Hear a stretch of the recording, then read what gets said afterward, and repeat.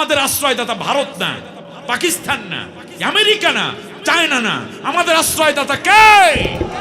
আল্লাহ রাব্বুল আলামিন আমাদের জন্য যথেষ্ট, ইনশাআল্লাহ বলি। প্রিয় বন্ধুগণ, পরম করুণাময় অসীম দয়ালু আল্লাহর নামে শুরু করছি। কিন্তু আজকে এই শুরুর প্রথমে একটা কথা বলে রাখি, সেটা হচ্ছে এতদিন পর্যন্ত জালেমরা বলতো বিএনপি জামাত জোট, বিএনপি জামাত সন্ত্রাসী গোষ্ঠী, বিএনপি জামাত স্বাধীনতা বিরোধী গোষ্ঠী, এই কইয়া সমানে বিএনপি আর জামাতের কিলাইছে, জেলে ঢুকাইছে, এক চান্দুও ঠিক ছিল না। আর হঠাৎ করে বিএনপি জামাতের মধ্যে কিলাকিলি কেন? এইটা রয়ের একটা মহা ষড়যন্ত্র। অতএব জালেম চলে গেছে, স্বৈরশাসক চলে গেছে, দেশপ্রেমিকেরা যেহেতু আছে, তাওহীদপন্থীরা আছে, জাতীয়তাবাদ যেহেতু আছে, মিলে মিশে আগামীর পার্লামেন্ট করব। কখনো যেন আর না শুনি যে একে অন্যকে গালি দিয়েছে, একে অন্যের গায়ে হাত তুলেছে, একে অন্যের রক্ত ঝরিয়েছে। অতএব দেশের মানুষ যাকে ভালোবাসে সে যেন ক্ষমতা পাবে, আর এক দল সহযোগিতা করবে। যে দলই হোক না কেন, সবাই মিলে তো আল্লাহকে ভালোবাসি, দেশটাকে ভালোবাসি, মানুষকে ভালোবাসি। সুতরাং অন্যায়কে প্রশ্রয় দেব না, ন্যায়কে ধারণ করব। যেই হোক না কেন দেশপ্রেমিক হবে, ইসলাম প্রেমিক হবে, আল্লাহর কোরআন প্রেমিক, নবী প্রেমিক হবে। দল যেটাই হোক, এটাই হবে আমাদের টার্গেট, ঠিক না বলেন? শয়তানরা চায় আমাদের মধ্যে আবার দ্বন্দ্ব বাজুক, তাহলেই তারা মাঝখান থেকে ওই লেডিকে আবার ঢুকাই দেবে আমাদের মধ্যে। এই সুযোগ কি আপনারা দিবেন? দেব না। ক্ষমতা দরকার নাই, দেশটা আগে নিরাপদ রাখা দরকার। ইতিমধ্যে বহু ষড়যন্ত্র হচ্ছে, অতএব কারো ষড়যন্ত্রের পাতা ফাঁদে বাংলাদেশ আর পা দিবে না। আমার দেশের মুক্তিকামী ইনকিলাব মঞ্চের আহ্বায়ক, স্বাধীনতার এক সূর্য সন্তান, আমার বরিশালের ছেলে, বুকটা জোড়া কলিজা, হাফেজ, এবং সে তার ব্যাকগ্রাউন্ডে আলেম ক্লাস পর্যন্ত পড়েছে, আমাদের শহীদ শরীফ উসমান হাদি, যাকে হত্যা করা হয়েছে মাথার ভিতরে গুলি করে। তার পরের দিনই খুলনায় এনসিপির আহ্বায়ককে হত্যা করে, তাও মাথার ভিতরে গুলি করে। বেঁচে আছে কিনা জানি না, আপনি খেয়াল করুন তারা মাথার ভিতর গুলি করে কেন? তার কারণ ওদের দাবি ছিল কোটা না মেধা। জবাব কি? মেধা। মেধা থাকে কোথায়? মাথায়। এই জন্য তারা মাথায় টার্গেট করেছে, অর্থাৎ বাংলাদেশের মাথাগুলোকে শেষ করে দিতে চায় ওরা। এইটা ভারতের চূড়ান্ত একটি টার্গেট। সুতরাং মনে রাখতে হবে, এক হাদিকে হত্যা করার বিনিময় লক্ষ লক্ষ হাদি বাংলার ঘরে ঘরে তৈরি হয়ে গেছে, ঠিক না? বাতিল সে দবনে ওয়ালি, বাতিল সে দবনে ওয়ালি आया आसमां नहीं हम, सोबर कर झुका है तू इम्तिहा हमारा। বিশ্ব দেখেছে বারে বারে, মুমিন কখনো হারে না। জীবন দিতে পারে তবু ঈমান দিতে পারে না, ঠিক না বলেন? সুতরাং আগামীর দিন কোন ষড়যন্ত্র নয়, আগামীর পার্লামেন্ট হবে আল্লাহর কোরআনের পার্লামেন্ট। দল যাই হোক, ন্যায় ইনসাফ ভিত্তিক একটি রাষ্ট্র কায়েম হবে। সরকার আর বিরোধী বুঝিরা সবাই মিলে চেষ্টা করবো, ঠিক না বলেন? আল্লাহ কবুল করুন, আল্লাহ মঞ্জুর করুন, বলেন আমিন। সেই কাফেলায় আমাদের সবাইকে আল্লাহ শামিল থেকে কাজ করে যাওয়ার তৌফিক দিন। আলহামদুলিল্লাহ, আলহামদুলিল্লাহিল্লাযী হাদানা লিহাযা وما كنا لنهتدي لولا أن هدانا الله والصلاة والسلام على رسول الله من لا نبي بعده وعلى آله وأصحابه أجمعين والذين اتبعهم بإحسان إلى يوم الدين. فقد قال الله تبارك وتعالى في شان حبيبه في كلامه المجيد وفرقانه الحميد: أعوذ بالله من الشيطان الرجيم। জবান খুলুন, মহব্বতে আওয়াজ দিয়ে আমার সাথে পড়েন: বিসমিল্লাহির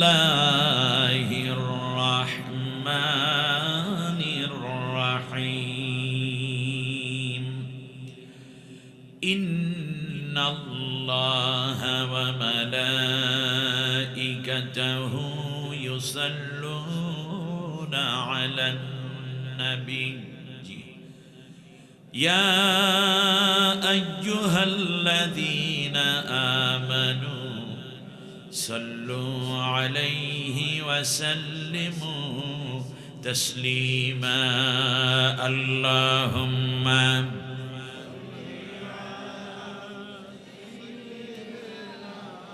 مولانا محمد وعلى آله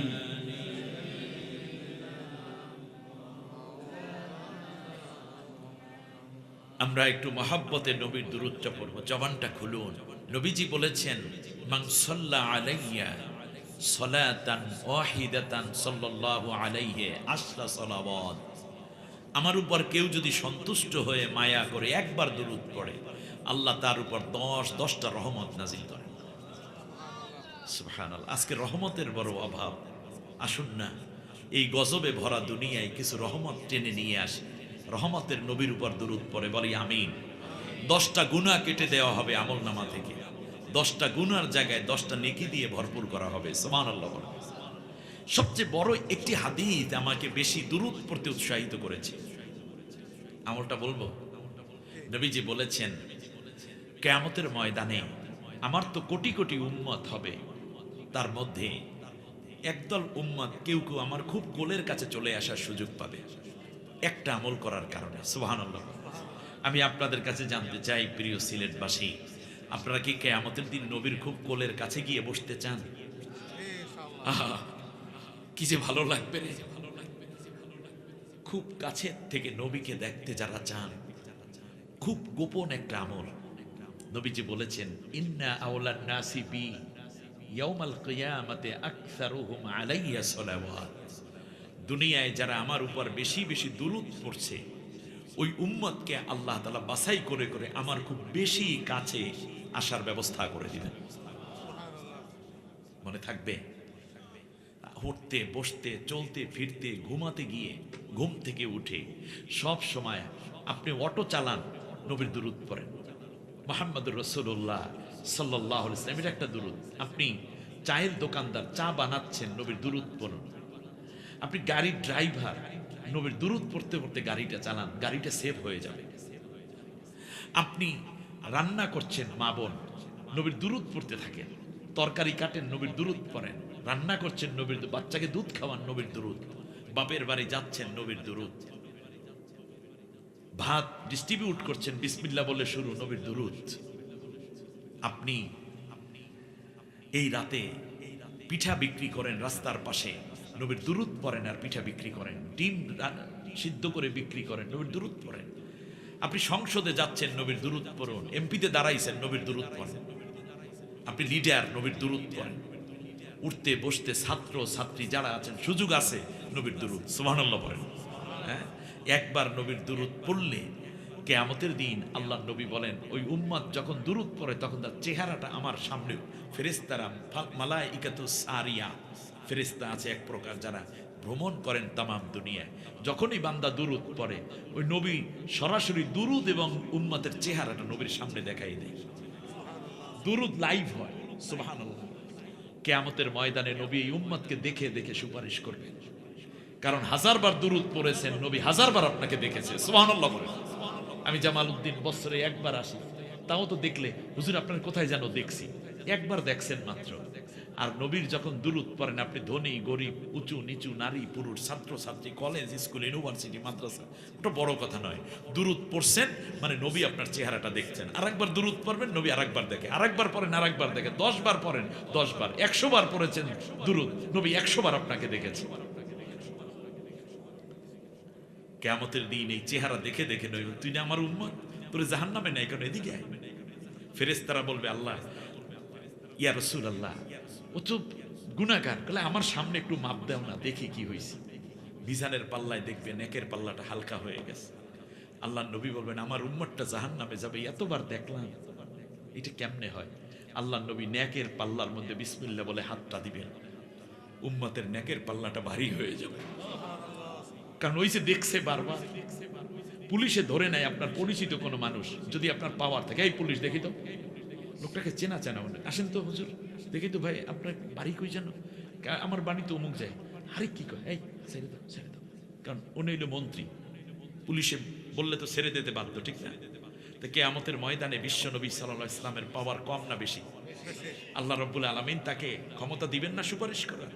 আল্লাহ নবী সাল্লাল্লাহু আলাইহি ওয়াসাল্লাম বলেন, তোরে তো আমার উম্মত বহুবার দেখেছে, 14.5 বছর পরে এই পাথালিয়া, গাঙ্গুল, মনসুরিয়া, ফাজেল ময়দানে তুই দুরূদ পড়তেছিলি, আমি দেখছি।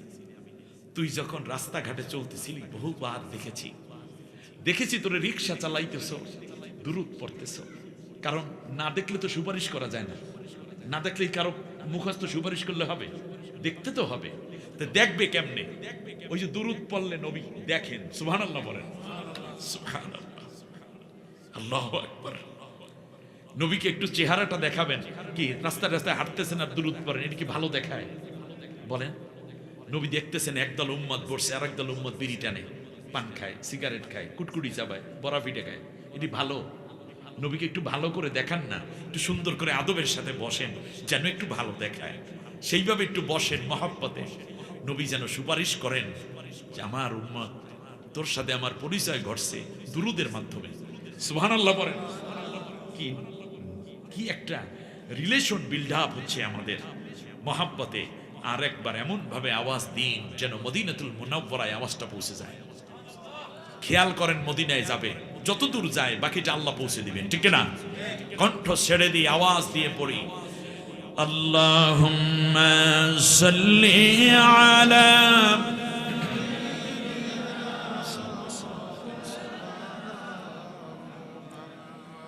ওয়া আলা আলি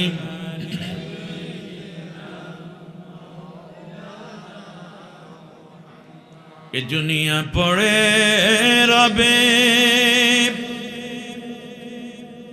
আমি একদিন থাকব না,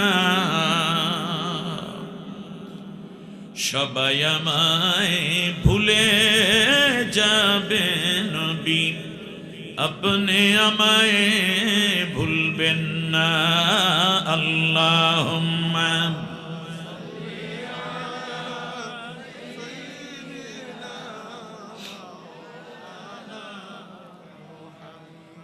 وعلى آل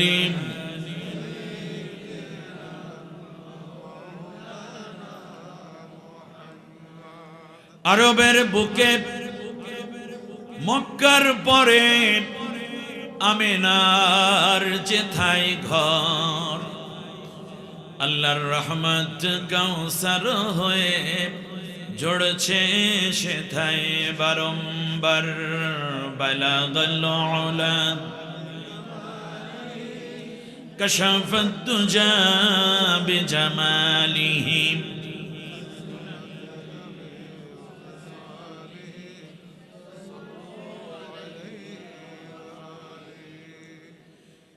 শাহজালাল ইয়ামানি রহমতুল্লাহি আলাইহি, শাহপরান শাহ মাকদুম শরীয়তুল্লাহর বাংলাদেশের পুণ্যভূমি হিসাবে স্বীকৃত এই সিলেট, দুইটি পাতা একটি কুড়ি, শাহজালালের পুণ্যভূমি। সুবহানাল্লাহ। মর্দে মুজাহিদ, কোরআনের পতাকা উড্ডীনকারী শাহজালাল ইয়ামানি রহমতুল্লাহ আলাইহির উত্তরসূরিদের প্রাণের আয়োজন মৌলভীবাজার বড়লেখায় দক্ষিণ ভাগে পাথারিয়া, গাঙ্গুল, মনসুরিয়া ফাজেল মাদ্রাসা কর্তৃক আয়োজিত 131তম বার্ষিক ওয়াজ মাহফিল সমাপনী অধিবেশন। সম্মানিত সভাপতি, নাম তো নাই, সভাপতিত্ব করছেন জনাব ফজলুল হাসান মোহাম্মদ ইউসুফ আলী সাহেব, বিশিষ্ট আলিম দ্বীন, অধ্যক্ষ পাথরিয়া গাঙ্গুল মনসুরিয়া ফাজেল মাদ্রাসা। হাজারো আলেম গড়ার এই নিপুণ কারিগর আল্লাহ রাব্বুল আলামিন প্রিন্সিপাল সাহেবকে সুস্থতার সাথে দীর্ঘ নেক হায়াত দান করুন।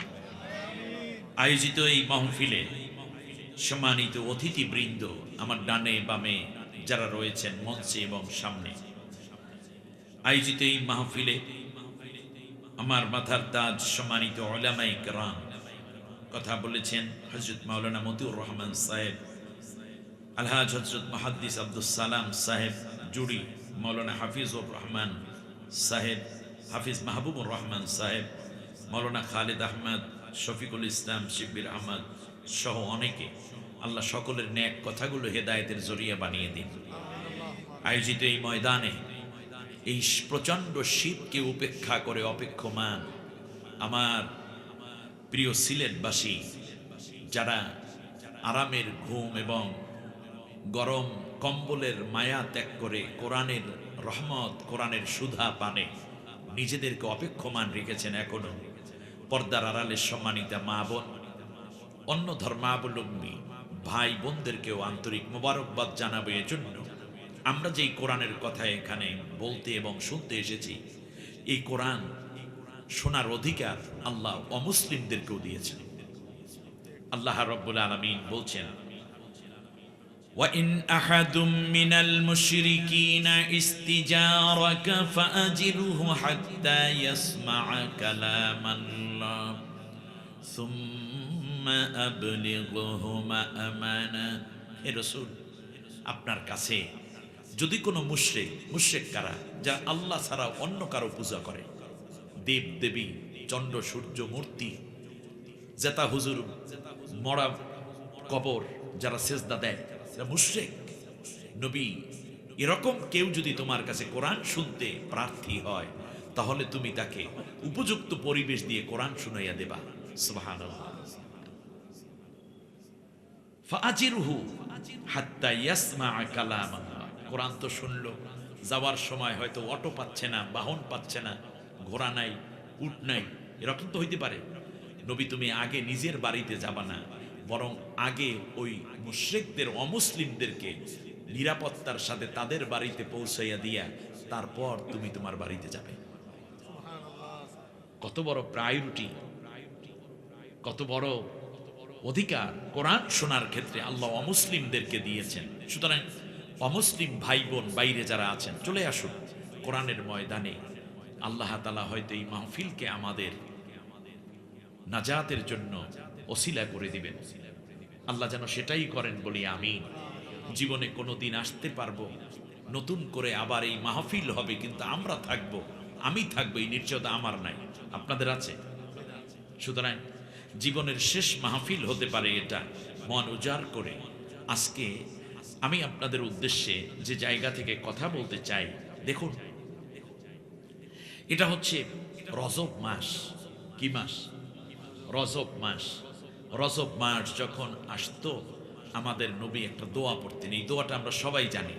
এখানে মোহতারাম আসাতেজায়ে কেরাম রয়েছেন, এই মাদ্রাসার বিজ্ঞ প্রাজ্ঞ অভিজ্ঞ শিক্ষক মণ্ডলী, ছাত্র ভাইয়েরা আছেন, অভিভাবক বৃন্দ আছেন, সকলকে নিয়ে আমরা ওই দোয়াটা পড়তে চাই। নবী দোয়া করতেন, আল্লাহুম্মা বারিক লানা ফি রাজাব ওয়া শাবান ওয়া বাল্লিগনা রমাদান। সুবহানাল্লাহ। যে আল্লাহ, তুমি আমাকে রজব এবং শাবান মাসের বরকত দাও, আর আমাকে রমজান পর্যন্ত পৌঁছাইয়া দাও। সুবহানাল্লাহ।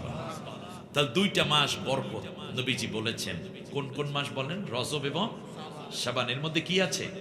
বেশি বেশি বরকত আছে। আর রমজান মাসে পৌঁছে গেলাম মানে আমি জান্নাতে পৌঁছার সব আমল ওখানে পেয়ে যাব। সুবহানাল্লাহ। আমরাও আল্লাহর কাছে এই দোয়া করছি। রজব মাস সবচেয়ে আকর্ষণীয় ইসলামের ইতিহাসে। এজন্য আল্লাহ রব্বুল আলামিন তার হাবিবকে, আমাদের প্রিয় রসুলকে আল্লাহ তাআলা এই মাসে মেরাজ করিয়েছেন। সুবহানাল্লাহ। কি করেছেন? মেরাজ। মেরাজ কেন হলো? মেরাজ হওয়ার জন্য কয়েকটা কারণ আছে। এক নম্বর কারণ হচ্ছে আমালুল হুসন বলা হয় এই রাসূল সাল্লাল্লাহু আলাইহি ইসলামের নবুয়তের নবম বৎসরকে, মানে কষ্টের বছর। আল্লাহু আকবার। এই কষ্টকে আল্লাহ লাঘব করার জন্য আল্লাহ তার বাড়িতে নবীকে দাওয়াত দিয়ে নিয়ে গেছেন। সুবহানাল্লাহ। দ্বিতীয় কারণ হচ্ছে আল্লাহ রাব্বুল আলামিন নবীকে দেখাতে চান যে নবী গো, এখন যে তোমার কষ্ট, এটা কষ্ট নয়, বরং এই বেদনা, এই শোক, এই ব্যথাকে আমি আল্লাহ তাআলা একদিন শক্তিতে পরিণত করে গোটা বিশ্বময় মক্কা মদিনা হয়ে তামাম দুনিয়ায় ইসলামকে আমি কিভাবে আলোড়িত করব, আলোকিত করব, সেই দৃশ্য তোমাকে দুনিয়ার জীবনে একবার দেখাইয়া দেওয়ার জন্য আমি তোমাকে মেরাজ করাই দিলাম। সুবহানাল্লাহ। একটু ভাবুন, বিশ্বনবী সাল্লাল্লাহু আলাইহি ওয়াসাল্লাম কোরআনের দাওয়াত দেয়া শুরু করলেন। ৬ষ্ঠ বছরে বিশ্বনবী চলে গেলেন। তাইফের ময়দানে জনমের মতো একটা মাইর খাইল। ৪০ বার ৪০ স্থানে নবী বেহুশ হয়ে পড়লেন। ৭ম বছরে এসে বিশ্বনবী সাল্লাল্লাহু আলাইহি ওয়াসাল্লাম সামাজিকভাবে বয়কট হয়ে গেলেন। আরবের কেন্দ্রীয় কারাগারে বিশ্বনবী সাল্লাল্লাহু আলাইহি ওয়াসাল্লামকে বন্দী করা হলো। আরবের কেন্দ্রীয় কারাগারের নাম শেহাবে আবু তালিব। খাওন নাই, পানি নাই। ২য় বৎসরে বিশ্বনবী, অর্থাৎ ৮ম বছরে বিশ্বনবী সাল্লাল্লাহু আলাইহি ওয়াসাল্লামের সাথে আরবের কেউ দেখা যেন করতে না পারে, সেই জন্য আবু জেহেল গোয়েন্দা বাহিনী নিয়োগ করে দিল। কেউ যদি আল্লাহর নবীর জন্য খাবার নিয়ে যায়, সাহাবীদের জন্য খাবার নিয়ে যায়, তাকেও বন্দী করা হয়। লেনদেন বন্ধ, কথাবার্তা বন্ধ, সমাজ থেকে পুরো বয়কট করে দিল। নবুয়তের ৯ম বছরে বিশ্বনবী সাল্লাল্লাহু আলাইহি ওয়াসাল্লাম শেষ দিকে মুক্ত হলেন। কিন্তু যখন জেল থেকে নবী মুক্তি পেলেন, মাঝখান থেকে ঘটনা ঘটে গেল। নবীর একমাত্র পুত্র সন্তান ছিল, যাকে আল্লাহ রাব্বুল আলামিন নবুয়তের ৯ম বছরের শেষ দিকে নিয়ে যাচ্ছে। আল্লাহর নবী মৃত সন্তানের লাশ কোলের মধ্যে নিয়ে চোখের পানি ছেড়ে কাঁদতেছেন।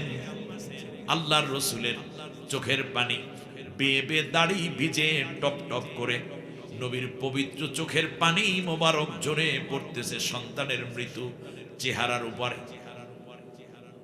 সন্তানকে বারবার গালের সাথে লাগান। নবী আমার কাঁদতেছেন। নবীর ঘরের কিনার দিয়ে একটা কাফের যাচ্ছে, নাম আস বিন ওয়াইল। আল্লাহর নবীকে লক্ষ্য করে আর একটা গালি দিল। আস বিন ওয়াইল বলে যাচ্ছে, বাতারা মুহাম্মদ, মুহাম্মাদের লেজ কেটে গেছে, মুহাম্মাদের শিকড় কেটে গেছে। মুহাম্মদ যেই দিন মরে যাবে সেই দিন মুহাম্মাদের কালেমাও মরে যাবে, সেই দিন মুহাম্মাদের ইসলাম মরে যাবে, সেই দিন মুহাম্মাদের দাওয়াতি মিশন, কোরআন এবং ঈমানও মরে যাবে। তার কারণ এই পৃথিবীতে বাবা যদি মরে যায়, সন্তান তার হাল ধরে, সন্তান সেটাকে জীবন্ত করে রাখে, মিশনকে বাস্তবায়ন করে।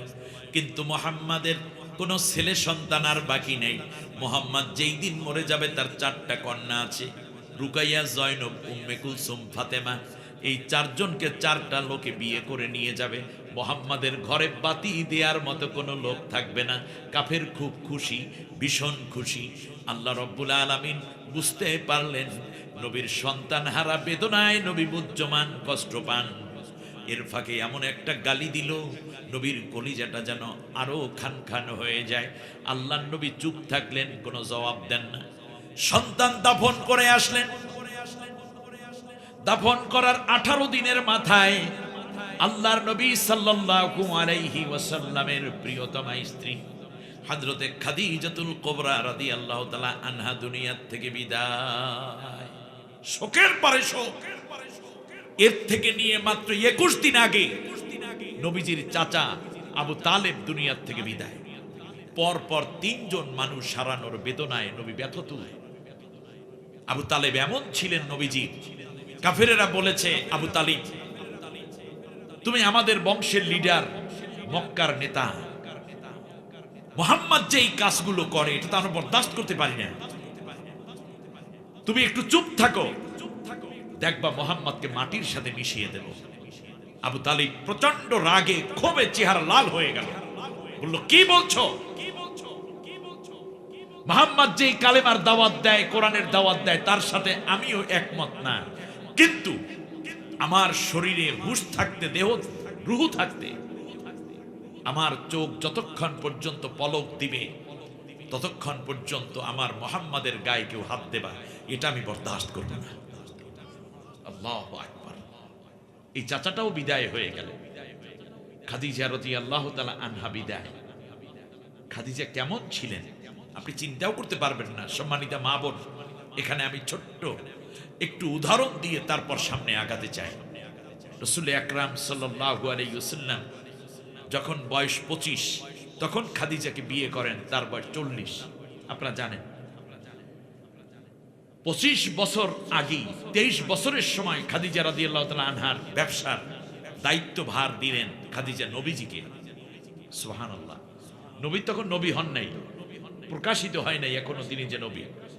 তিনি তো আল্লাহ নবী, তো নবী যখন আদম আলাইহিস সালাম মাটি এবং পানিতে, কিন্তু ইজহার হয়েছে, নবুয়াত প্রকাশিত হয়েছে ওহীর মাধ্যমে।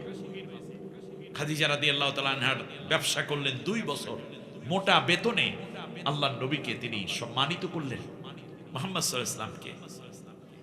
মাইসারা নামক যে ব্যক্তিটি ছিল নবীকে দেখাশোনা করত, টেক কেয়ার করত, একদিন মাইসারাকে ডেকে বলছেন, খাদিজা লোকটা কি রকম? বলল যে এর মতো ভালো মানুষ পৃথিবীতে দ্বিতীয়টা আর নাই। সুবহানাল্লাহ। সৎ মানুষ, আমানতদার। তার চেয়ে বড় আশ্চর্যের বিষয়, এই মানুষটি যখন মরুর উত্তপ্ত বালুর মধ্যে দিয়ে হেঁটে যান কিংবা উঠে ঘোড়ায় চড়ে যান, এক খণ্ড কালো মেঘ একেবারে নিচে এসে মাথার উপরে সূর্যের আলো থেকে তাকে রক্ষা করে, সূর্যের তাপ তার শরীরে লাগতে দেয় না।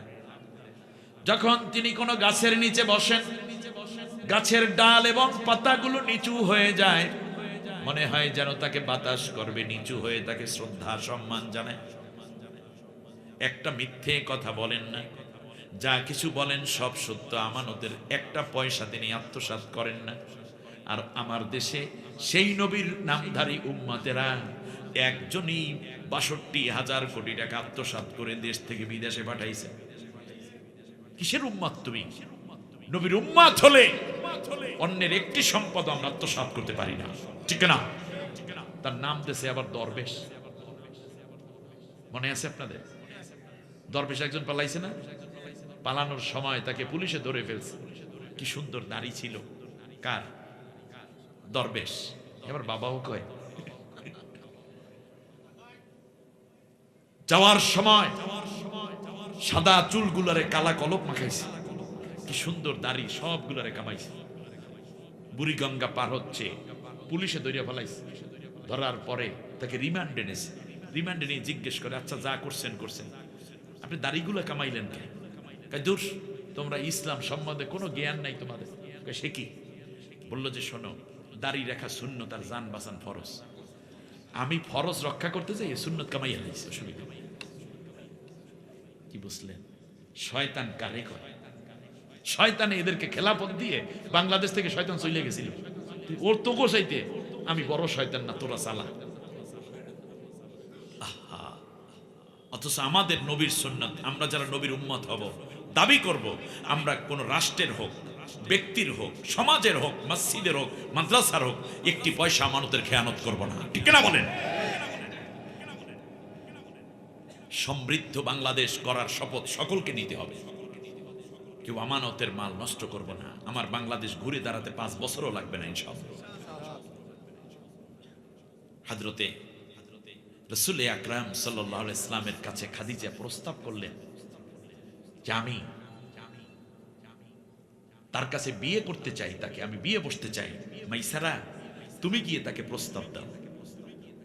মাইসারা বললেন যে মুহাম্মদ, আপনি জানেন আমাদের যিনি ব্যবসায়ের মালিক, তিনি আপনাকে স্বামী হিসেবে কবুল করতে চান। রাসূল সাল্লাল্লাহু আলাইহি ওয়াসাল্লাম অপ্রস্তুত হয়ে গেলেন। কি বলছে? নবীজি বললেন, আমার চাচার অনুমোদন ছাড়া আমি কিচ্ছু করতে পারবো না। সুবহানাল্লাহ। তখন নবী হন নাই, বয়স কয় বছর? 25 বছর। আর আমাদের দেশের ছেলে মেয়েরা নিজের বিয়া নিজে ঠিক করে। যদি কয় তোর বাবার একটু জিজ্ঞান দরকার, তাকে বাবাই বোঝে কি? কি সিলেট এরকম দুষ্ট ছেলে আছে না? নিজের বিয়ে নিজে ঠিক করে, তোমার ছাড়া আমি বাঁচবো না। উম্মা, মনে হয় কলা গাছে গলায় দড়ি দিব। হ্যাঁ, নিজের বিয়ে করার জন্য নিজে উন্মাদ হয়ে যায়। শেষ পর্যন্ত মেয়েগুলোও কেমন যেন, দুই একটা মেয়েও এরকম উদ্ভাট হয়ে যায়। বলে বাবাই বোঝে কি, বাবা মারে জানাই দরকার নেই, আগে বিয়েটা সাইডে লই, এরপরে জানাবো না। বাবাই কিচ্ছু বোঝে না। বাবাই যদি না বুঝতো তাই তুই আইলি করতি। বাবাই বোঝে না মানে বিয়ের বরকত কমে যায়। না জানাইয়া বিয়ে করে, বিয়ের আগে ইয়ে করে, তারপর বিয়ের পর আর ভাল লাগে না। বিয়ের আগে ভালোবাসা শেষ, বিয়ের পর কিলা কিলি লাইতে লাইতে গুছে গুছে, এরপর গান গায়, আগে জানলে তোর ভাঙ্গা নৌকায় চড়তাম না। কাজ হইবে কি? কয় তুমি আগে এরকম ছিল না, বিয়ের পর নষ্ট হয়ে গেছে। বিয়ের আগে বরকত শেষ হয়ে গেছে, আগে করেছো জেনা, হাত ধরে রাস্তায় রাস্তায় দৌড়াইছো, মেলায় গেছো, হোটেলে কাটাইছো, সব বরকত শেষ। এখন আসি ভালোবাসা আগে শেষ, বিয়ের পর হইলো কিলাকিলি বাকি আছে, ওইটা চালাই ঠিক না। অ্যারেঞ্জমেন্ট বিয়ে হবে। যুবক, তুমি তোমার সতীত্বকে হেফাজত করো। মনে রাখবে তোমার জন্য আল্লাহ এই দুনিয়ায় সর্বে সবচেয়ে শ্রেষ্ঠ এক নারী স্ত্রী হওয়ার গৌরব তোমাকে দান করবে। হে আমার বোন, তুমি নিজের সতীত্বকে হেফাজত করো, ইসলামকে মানো। তুমি মনে রাখবে এই পৃথিবীতে সবচেয়ে ভালো ছেলেটি তোমার স্বামী হবে। আল্লাহ কবুল করুন, বলেন আমিন। প্রিয় বন্ধুগণ, রাসূল সাল্লাল্লাহু আলাইহি ওয়াসাল্লাম চাচার দিকে রুজু হয়ে গেলেন। এর আগে খাদিজা রাদিয়াল্লাহু তাআলা আনহার দুইটা বিয়ে হয়েছে, 5টা সন্তান আছে, 2 ঘর মিলে, 2 ছেলে 3 মেয়ে। খাদিজা রাদিয়াল্লাহু তাআলা আনহা শপথ করেছিলেন, যেহেতু আমি যার কাছে বিয়ে বসি সেই মরে যায়। আরবের লোকেরা বলা শুরু করলো, খাদিজার কপাল ভালো না, খাদিজার নসিব পোড়া, স্বামী তাকে মানায় না, সুতরাং স্বামীহীন থাকুক, খাদিজার কারণে নারীকুল নষ্ট হয়। বলেন নাউজুবিল্লাহ। আহা, এইরকম অপবাদ আমাদের সমাজেও আছে না? স্বামীটা আগে মারা গেলি কয় ওর কপালটা পোড়া, ওর কারণেই স্বামীটা গেছে, একজন তো খাইছো আরো একজন খাবি, এরকম বলে কিনা? আস্তাগফিরুল্লাহ, এটা বলবেন না। কারণ স্ত্রীর কারণে স্বামী মারা যায় না, আবার স্বামীর কারণে স্ত্রী মারা যায় না। যার যতটুকু হায়াত সে ততটুকুই পাবে। তবে আল্লাহ নবী সাল্লাল্লাহু আলাইহি ওয়াসাল্লাম বলেছেন, তোমার স্বামীর হায়াত বেড়ে যাবে 3টা আমলে। সুবহানাল্লাহ। কয় আমলে? 1 নম্বরে স্ত্রী বেশি বেশি কোরআন তেলাওয়াত করবে, বেশি বেশি কোরআন তেলাওয়াত। দ্বিতীয় হচ্ছে বেশি বেশি করে স্বামীর আত্মীয়তার সম্পর্কের সাথে তুমি বেশি বেশি মুআমেলা করবে, অর্থাৎ তার ছেলের স্বামীর মা বাবা ভাই বোন যারা আছে তাদের সাথে তুমি সম্পর্ক রক্ষা করবে, তাদের দান দেবে, অনুদান দেবে। স্বামীর যে বাবা মা তাদের সেবা যত্ন করবে, এতে স্বামীর হায়াত বেড়ে যায়। সুবহানাল্লাহ।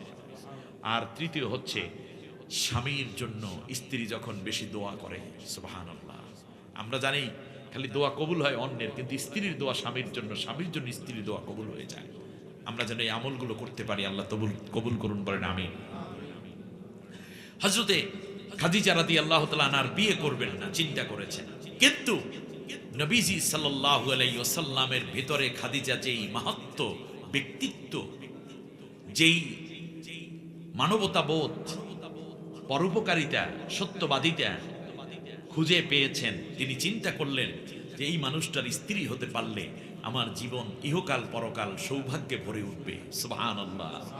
কদরে গাওহার শাহ বেদানত ইয়া বেদানত জৌহুরি, কদরে গুলবুল বেদানত ইয়া বেদানত শাফুরি। মতির মূল্য বাদশা জানে কিংবা জানে জৌহুরি, ফুলের মূল্য ভ্রমর বোঝে কিংবা বোঝে শাফুরি। স্বর্ণকার চেনে কোনটা মতি, কোনটা মুক্তা, কোনটা হীরা, কোনটা খাঁটি স্বর্ণ, ঠিক না? খাদিজার চিনতে ভুল হয় নাই। খাদিজার 5টা সন্তান, 2টা স্বামী, 2 ঘর ভেঙেছে, কিন্তু এরপরে আরবের লোকেরা সেই সময় বলতো খাদিজাতু তাহেরা। সুবহানাল্লাহ বলেন। আমাদের মা, আল্লাহু আকবার। খাদিজা রাদিয়াল্লাহু তাআলা আনহা রাসূল সাল্লাল্লাহু আলাইহি ওয়াসাল্লামকে চিনতে পেরেছেন রূপে, গুণে, জ্ঞানে এক অনন্যা খাদিজা। আল্লাহু আকবার।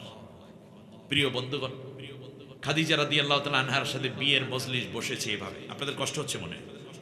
বিয়ের মজলিসে দাওয়াত দিয়েছেন খাদিজা তাদেরকে যারা তার ব্যবসায়িক পার্টনার, ক্রেতা বিক্রেতা, হোলসেল সেলসম্যান যারা আছে, এদের কি ট্রেনার যারা, এদেরকে নিয়ে আসলেন, একেবারে মূল ব্যক্তিদেরকে। তাতেও 200-250 মানুষ। এদিকে উট জবেহ করা হয়েছে, দুম্বা জবেহ করা হয়েছে। অ্যারাবিয়ান কালচার যেটা ছিল, দামি দামি খাবার। একজন ধনাঢ্য নারীর বিয়ে, রাসূল সাল্লাল্লাহু আলাইহি ওয়াসাল্লাম মজলিসে হাজির। একই মঞ্চে উঠেছে বরকনে, দুই পক্ষের লোকেরাও হাজির, বংশের লোকেরা। হঠাৎ করে আরবের একজন শ্রেষ্ঠ ধনী দাঁড়িয়ে গিয়ে বলল, খাদিজাতুত তাহেরা, আমরা আপনাকে প্রচন্ড রেসপেক্ট করি, কিন্তু আপনি মোহাম্মদের কাছে বিয়ে বসবেন কেন? আপনি না বলছিলেন বিয়ে কোনোদিন আর বসবেন না? বলছে, আমার শপথ আমি ভঙ্গ করলাম। বলছে, তাহলে আমাদের কারো সাথে বিয়ে বসেন, এখানে কত শত ব্যবসায়ী। বলে, কেন? বলল যে মোহাম্মদ তো আপনার ব্যবসায়ী ম্যানেজার ছিলেন, পার্টনার না। মোহাম্মদের তো সম্পদ নাই। আপনি যদি এইরকম একজন সম্পদহীন মানুষের কাছে বিয়ে বসেন, এটা আমাদের ধনীদের জন্য একটা প্রেস্টিজ ইস্যু। যুক্তি তো ঠিক আছে নাকি? হযরতে খাদিজা রাদিয়াল্লাহু তাআলা আনহা সব কথা শুনে বাসার ভেতরে চলে গেলেন। তিনি গিয়ে সাদা পাথরে নিজ হাতে লেখলেন, আমি খাদিজা বিনতে খুয়াইলিদ স্বেচ্ছায় সজ্ঞানে আমার স্থাবর অস্থাবর যত সম্পত্তি আছে সব সম্পদ মোহাম্মদ বিন আব্দুল্লাহকে উইল করে দিলাম। বিয়ে এখনো হয়েছে? হয় নাই। বিয়ের আগে সমস্ত সম্পদ নবীর নামে ওয়াকফ করে দিলেন খাদিজা। কি কনফিডেন্ট, ইটস এ স্যাটিসফ্যাকশন। কত কমিটেড নবীর ব্যাপারে তিনি বললেন, সব সম্পদ মোহাম্মদকে দিয়ে দিলেন। আবার তিনি আসলেন, এসে বললেন, কে যেন আপত্তি তুলেছেন? আমি। আসেন স্টেজে। আসলো বিয়ের মঞ্চে, বললেন যে আপনাদের সবার চেহারার চেয়ে আমি যে যাকে স্বামী হিসাবে কবুল করতে চাই তার চেহারা খারাপ না বেশি সুন্দর? সবাই বলল, সুন্দর চেহারা বলতে তো মোহাম্মদ কি বোঝায়? চরিত্র কেমন? সব ব্যবসায়ীরা বললেন, সুন্দর চরিত্র, উন্নত চরিত্র বলতে যদি বোঝায় তাহলে তো মোহাম্মদের ভেতরেই আছে, কারণ আমরাই তাকে আলামিন, সদিকুল আমিন, সদিকুল আস্তাক হিসাবে স্বীকৃতি দিয়েছি।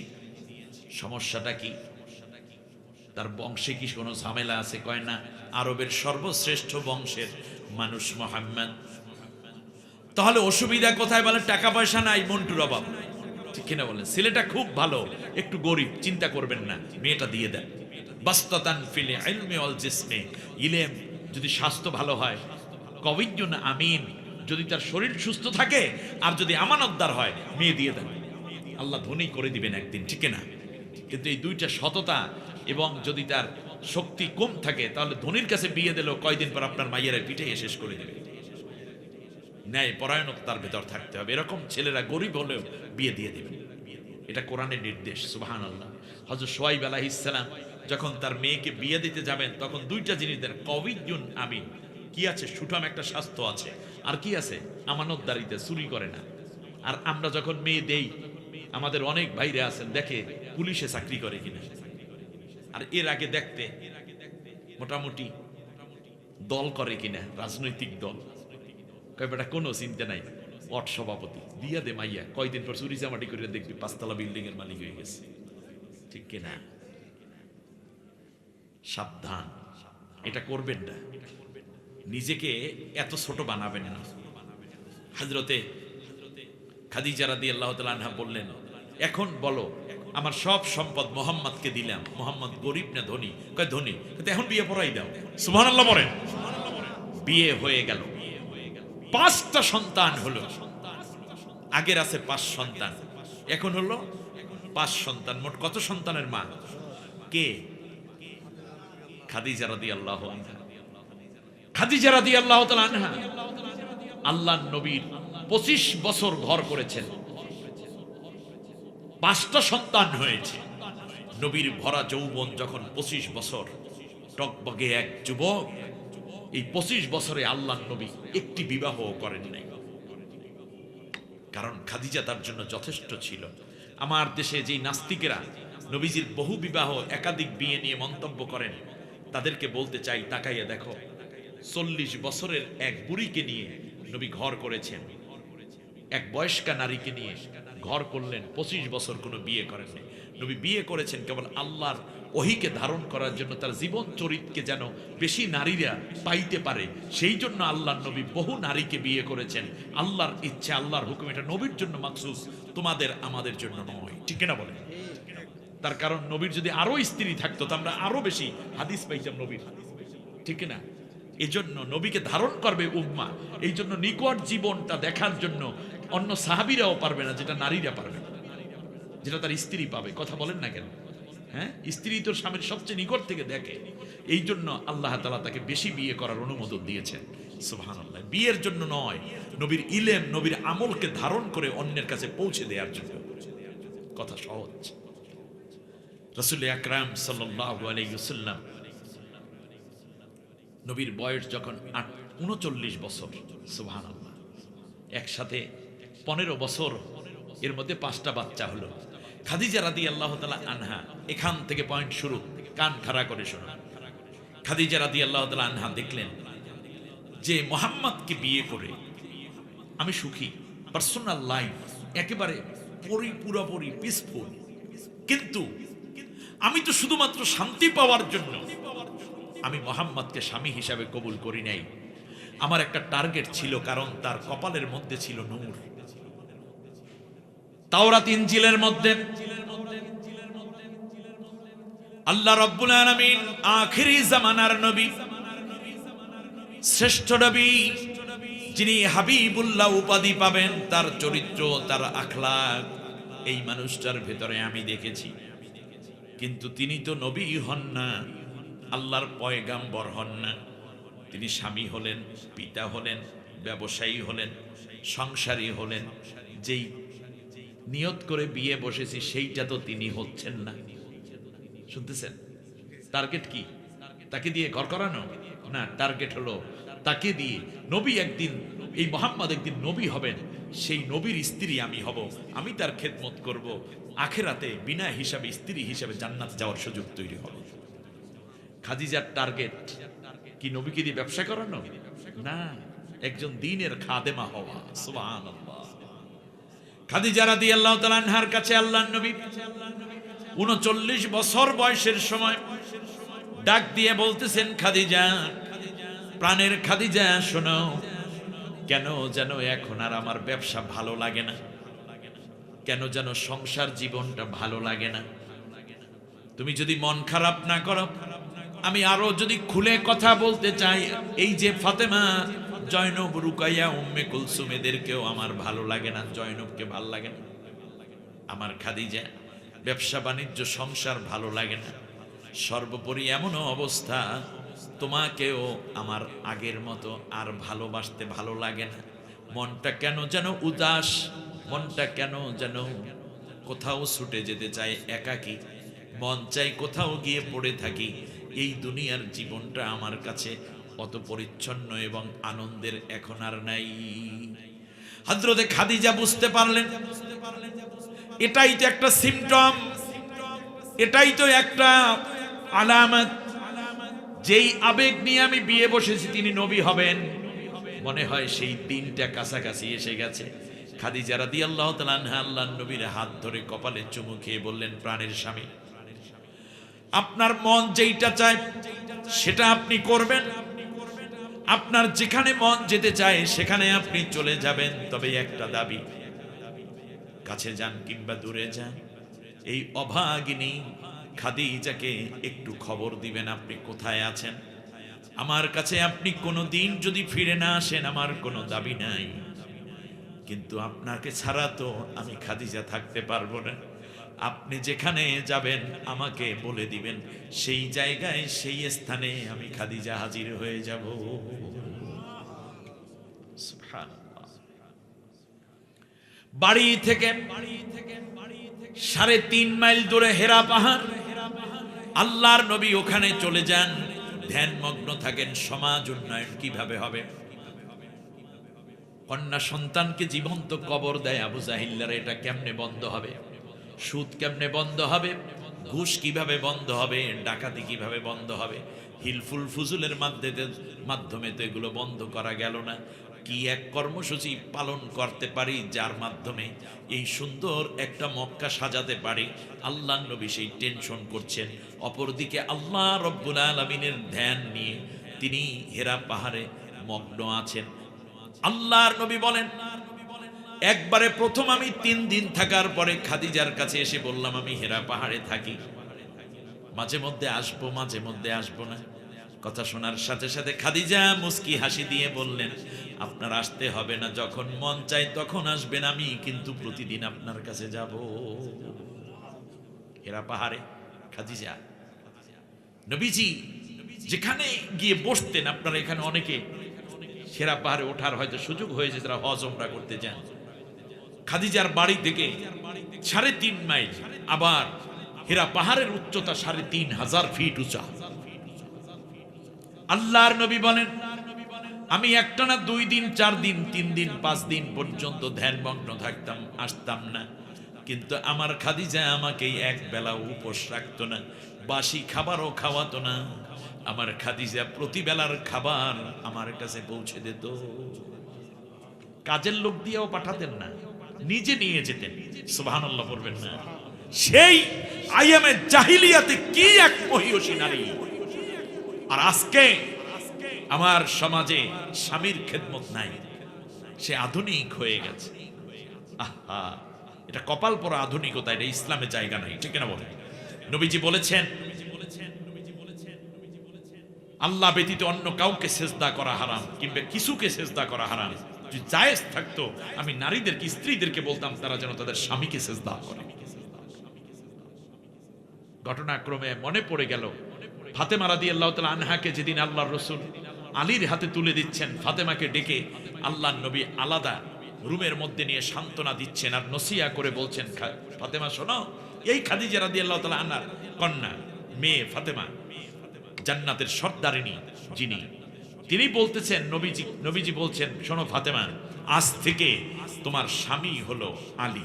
মনে রেখো, তোমার ইন্তেকাল যদি এমন অবস্থায় হয় যে আলী তোমার উপর অসন্তুষ্ট, তাহলে আমি মুহাম্মদুর রাসূলুল্লাহ তোমার পিতা হয়েও জান্নাতে নেওয়ার ক্ষেত্রে এক বিন্দু উপকার করতে পারবো না।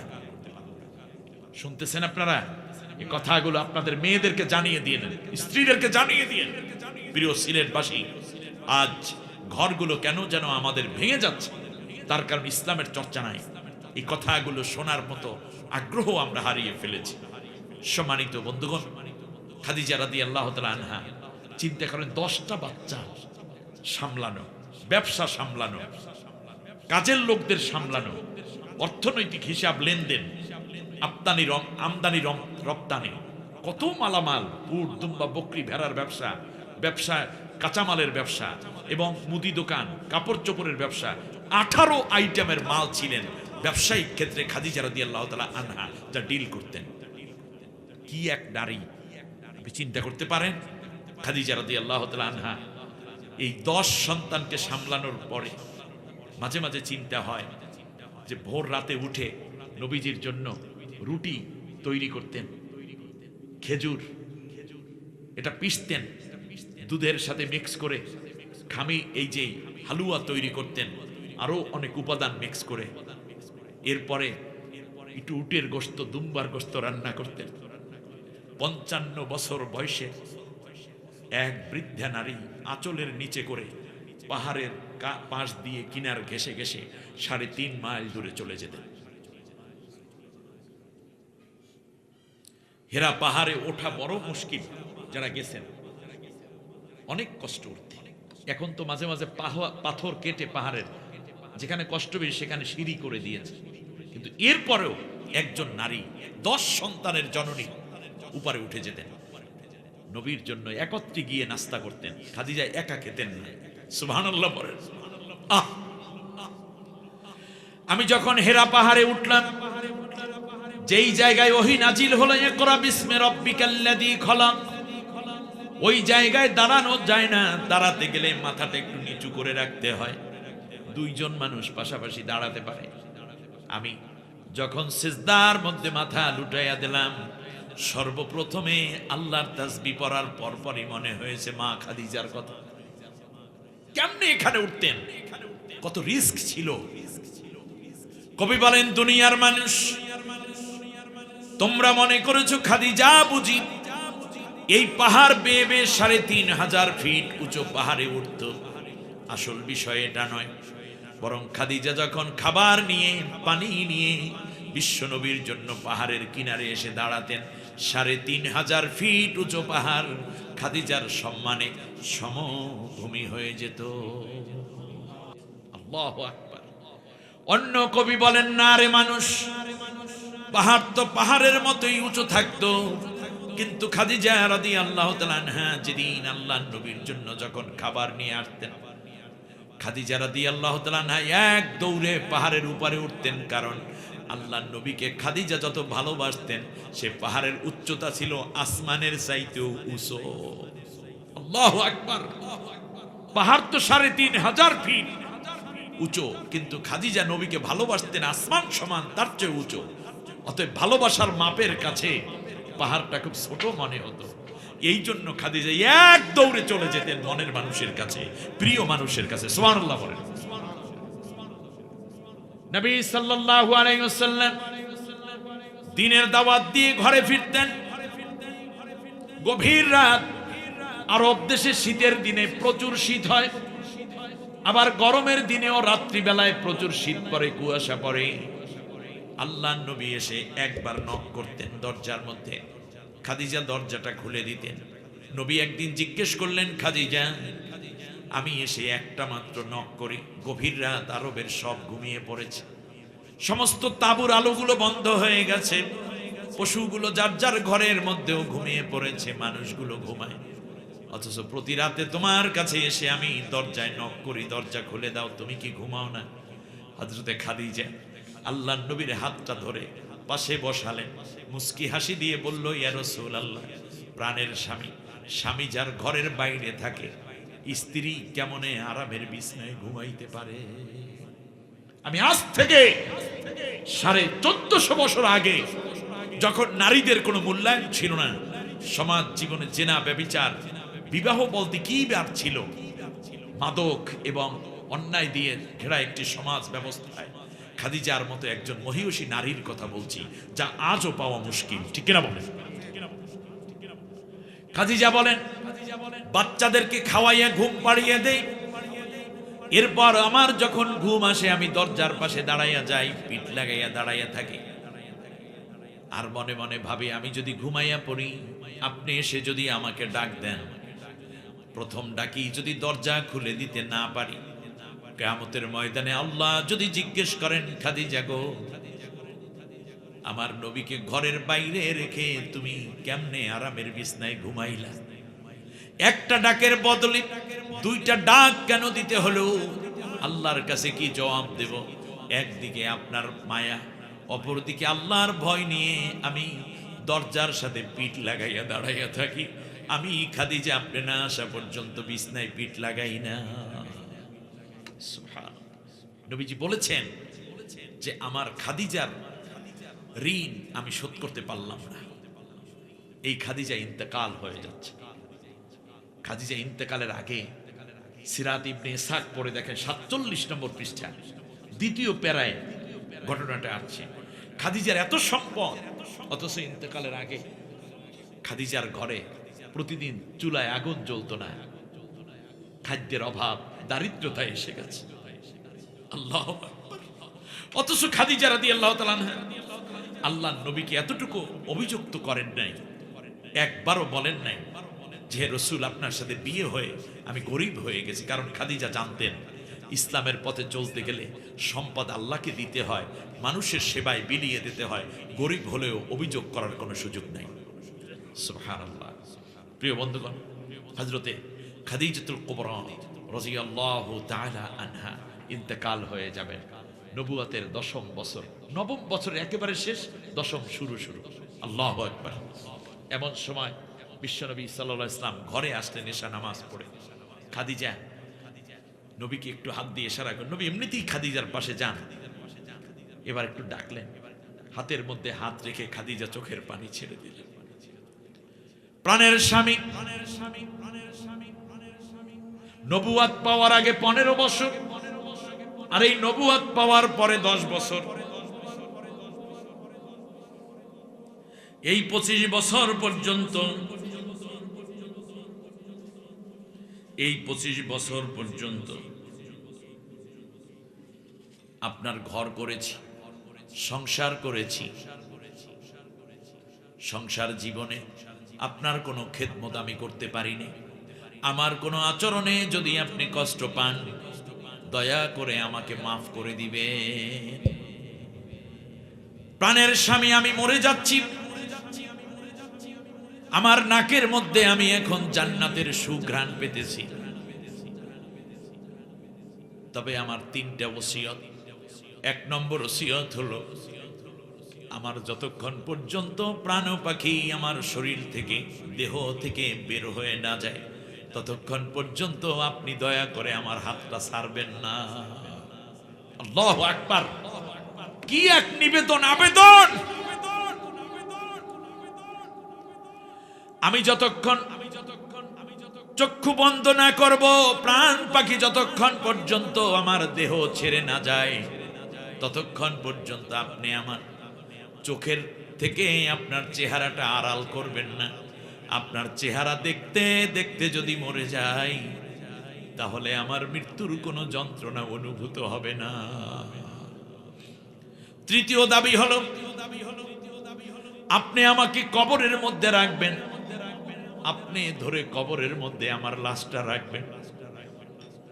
আর মাটির কবরকে বলে দিয়ে, কবরের যে আযাব আছে, গোরাজাব থেকে যেন আমাকে আল্লাহ মাফ করে রাখেন। শেষ কথাটা হচ্ছে, সবাই যখন আমাকে কবরের মধ্যে রেখে চলে যাবে, ওই গহীন অন্ধকার কবর, ওই কবরে একলা কেমনে থাকবো, বড় ভয় হয় প্রাণের স্বামী। সবাই এক এক করে চলে যাবে, আপনি আমার কবরের পাশে একটু থাকবেন। মুনকার নাকিরের সওয়ালের জবাব যদি আমি দিতে না পারি, আমার পক্ষ থেকে দয়া করে আপনি একটু জবাব দেওয়ার ব্যবস্থা করে দিয়ে।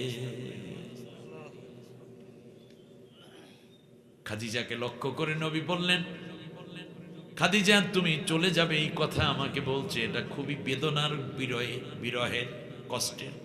এই দুনিয়ায় মানব জাতির মধ্যে আপন বলতে আল্লাহ তোমাকে আমাকে দান করেছে। খাদিজা নবীদের চোখের পানি মুছে দেয় আর বলতেছে, প্রাণের স্বামী, ওই আসমানের মালিক আল্লাহ রব্বুল আলামিনের কাছে আপনাকে সুপর্দ করে গেলাম। আমার নাকের মধ্যে আমি জান্নাতের সুঘ্রাণ পেতেছি, কিছুক্ষণের মধ্যে বুঝি আমি বিদায় হয়ে যাব। খাদিজা ঠিক বিদায় হলেন। নবীজি তার চোখের পাতা বন্ধ করে হাত পা সোজা করে রাখলেন, তাকে গোসল করানো হলো। নবীজি জানাজা পড়ে কবরের মধ্যে নেমে আগেই বললেন, মাটির কবর, আমাকে ব্যথা দিস, খাদিজাকে না। দাফন করে চলে যাচ্ছে সবাই, নবীজি বসে আছেন।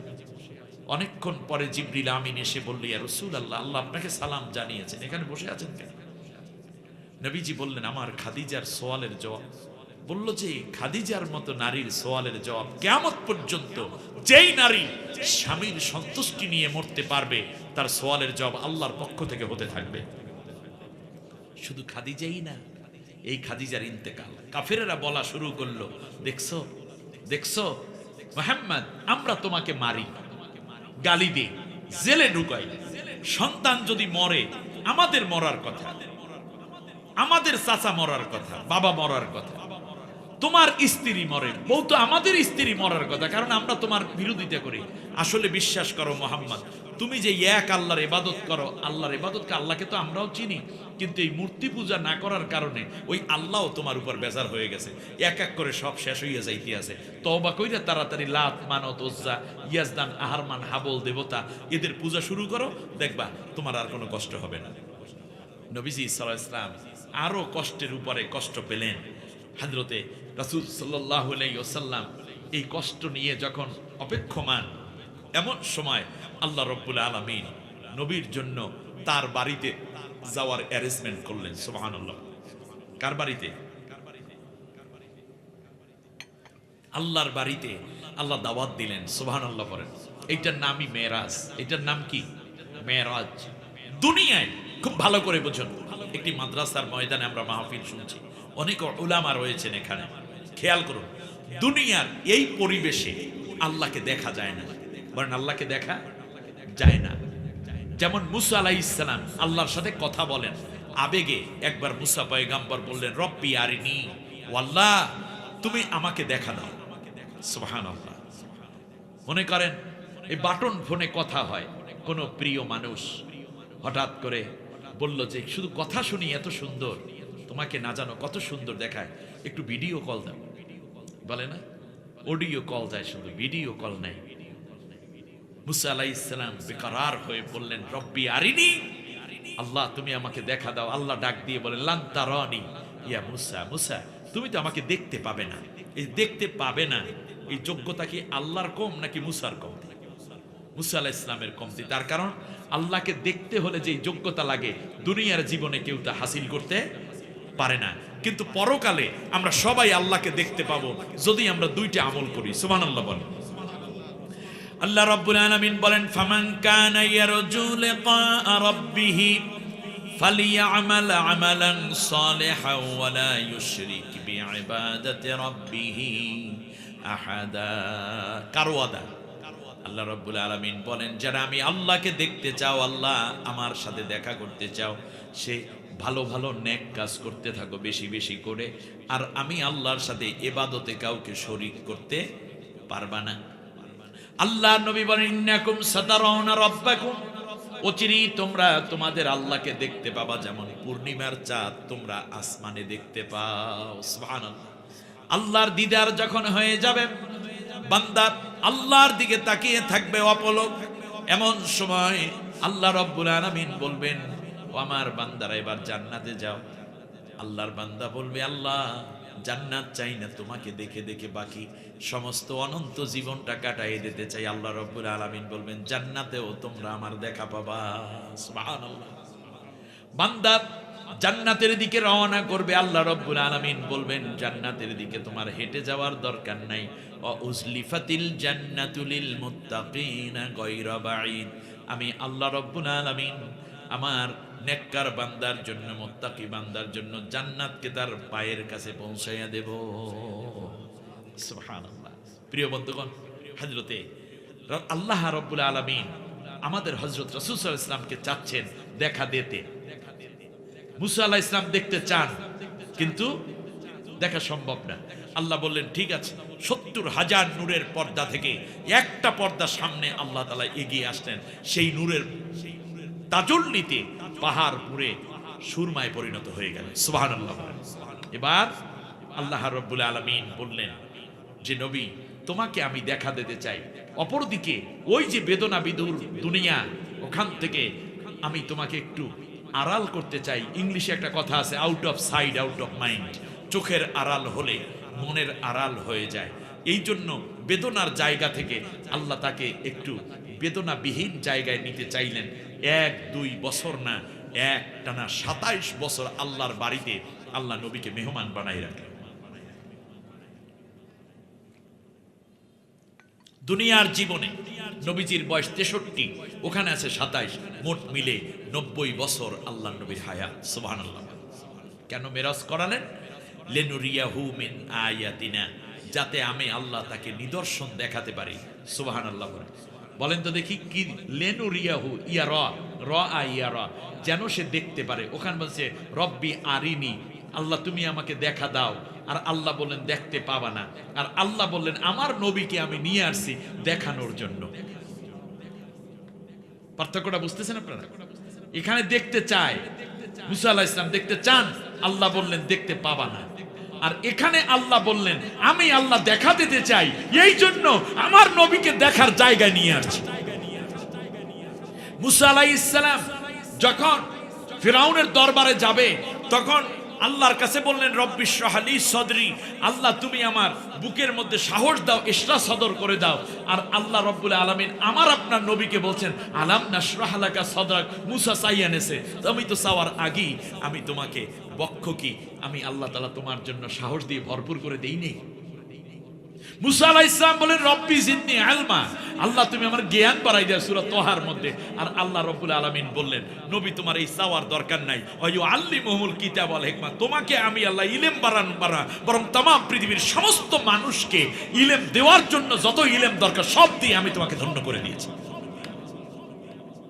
জিনিস কাকে বলে, মর্যাদা কাকে বলে, ইজ্জত কাকে বলে, আল্লাহ নবীকে ধরে ধরে এই কথাগুলো বলেছেন। সুবহানাল্লাহ। আসুন, রাসূল সাল্লাল্লাহু আলাইহি ওয়াসাল্লাম রওনা করলেন মেরাজে, আর আপনারা রওনা করলেন বাড়িতে। ঠিক আছে কিনা? নবী আমার মেরাজে যান, সবকিছু ছাপিয়ে আমি যদি আপনাদের উদ্দেশ্যে শুধু একটা কথা বলতে চাই, 27 বছর আল্লাহ রাব্বুল আলামিন নবীকে রাখলেন। 27 বছরে আল্লাহ রাব্বুল আলামিন আমার আপনার নবীকে 14টা কাজ শিখাইয়া দিলেন। সুবহানাল্লাহ। কয়টা কাজ? 14টা কাজ। এইটা হলো 14 দফা। এই 14 দফা শুরু হয়েছে 23 নম্বর আয়াত থেকে, সূরা বানী ইসরাঈলের 23 নম্বর আয়াত থেকে ধরে 36 নম্বর আয়াত পর্যন্ত 14টা কাজ। একটি জীবন, ব্যক্তি জীবন, পারিবারিক জীবন, সামাজিক জীবন, রাষ্ট্রীয় জীবন এবং জান্নাতের জীবন গঠন করার জন্য এই 14টা নীতি যারা অবলম্বন করবে, এই 14 দফা তাদের জন্য যথেষ্ট হয়ে যাবে। সুবহানাল্লাহ। যেহেতু 11টা বেজে গেছে, আর ওয়াজ আজকে না করি, এই 14 দফার একটা দুইটা দফা বলবো, একটা দুইটা দফা বলবো, তাহলে আর একজনও উঠতে পারবেন না। যে উঠবে তার কাপড়টা নিয়ে ধরবেন, দেখে খুলে যায় না। ঠিক আছে কিনা? ধৈর্য এমন ভাবে টান দেবেন যাতে খুলে না যায়। আস্তে করে, যে হুজুরে কাপড় দিয়ে টান দিতে বলছেন, খুলাই দিয়েছে, এরকম যেন না হয়। একটু আস্তে করে বলবেন, না বসো। আর কতক্ষণ আপনারা ওয়াজ শুনবেন বলে তো দেখি? 11টা বাজে, আধা ঘন্টা না? ইয়েস, সুন্দর। কিন্তু আধা ঘন্টার মধ্যে একজন উঠতে পারবেন না, আসা যাবে, যাওয়া যাবে না। ঠিক আছে? বলেন আমার সাথে, আউযু বিল্লাহি মিনাশ শাইতানির রাজিম, বিসমিল্লাহির রহমানির রহিম। বিতাড়িত অভিশপ্ত শয়তানের ওয়াসওয়াসা থেকে আল্লাহর আশ্রয় চাই। বলেন, কার আশ্রয়? আমাদের আশ্রয়দাতাকে, প্রশ্রয়দাতাকে, মুক্তিদাতাকে, নিরাপত্তা দানকারী কে? আমাদের বাইরে কিচ্ছু নাই, যা আছে এই জমিনে। ঠিক কিনা বলেন? এই দেশের বাইরে আমাদের কোনো ঠিকানা নাই। আরে আল্লাহ তাকে জান্নাতবাসী করুন। কি চমৎকার কথা বলেছেন যে বিদেশে আমাদের বন্ধু আছে, প্রভু নাই। আমার এটাই শেষ ঠিকানা, এটাই প্রথম ঠিকানা, বাইরে আমাদের কোনো ঠিকানা নেই। আল্লামা সাইদি সাহেবকে 58টা রাষ্ট্র ডেকেছিল, আসেন হুজুর আসেন। তিনি বলেছেন যদি মরতে হয় আমার এই ভূমিতে আমি মরবো, কোথাও আমরা যাব না। আর আমার দেশের কাবুয়া বলছিল কোথাও পালাবো না। ঠিক কিনা? পালাবে না। পালাবে কোথায়? মামুর দেশে। আমার কাছে আশ্চর্য লাগে, 23 বছর আগে একটা ওয়াজ করেছিলেন আল্লামা সাইদি সাহেব। কোথায়? প্যারেড ময়দান, চট্টগ্রাম। আপনি ওয়াজ শুনেছেন? বলেছেন বাংলাদেশে বেশি লাফালাফি করবা না, তাহলে গাছের গোড়া ধরে মুসলমানরা নারা দেবে, দিল্লি গিয়ে মোমবাড়ি পড়বা। 27টা প্রজাতন্ত্র আছে। কোথায়? ভারতে। কিন্তু আপনি কি দেখেছেন? এখানে হুগলি আছে, কাশ্মীর আছে, পশ্চিমবঙ্গ আছে, কলকাতা আছে, মিজোরাম আছে, আছে না নাই? এরপরে আর কি আছে? আসাম আছে, ত্রিপুরা আছে। এরকম কতগুলো তাদের ছোট ছোট ভূখণ্ড আছে, যা মিলে পুরোটা মিলে একটা ভারত, দিল্লি। কিন্তু দিল্লিও কি একটা প্রদেশ তাদের। আল্লামা সাইদি সাহেব 27 বছর মানে 23 বছর আগে বললেন যে দিল্লি গিয়ে মোমবাড়ি পড়বা। কয় নাই পশ্চিমবঙ্গ পড়বা, কলকাতা পড়বা, হুগলিতে পড়বা, কোন জায়গায় বলেন, ঠিক দিল্লি গিয়েই পড়ছে।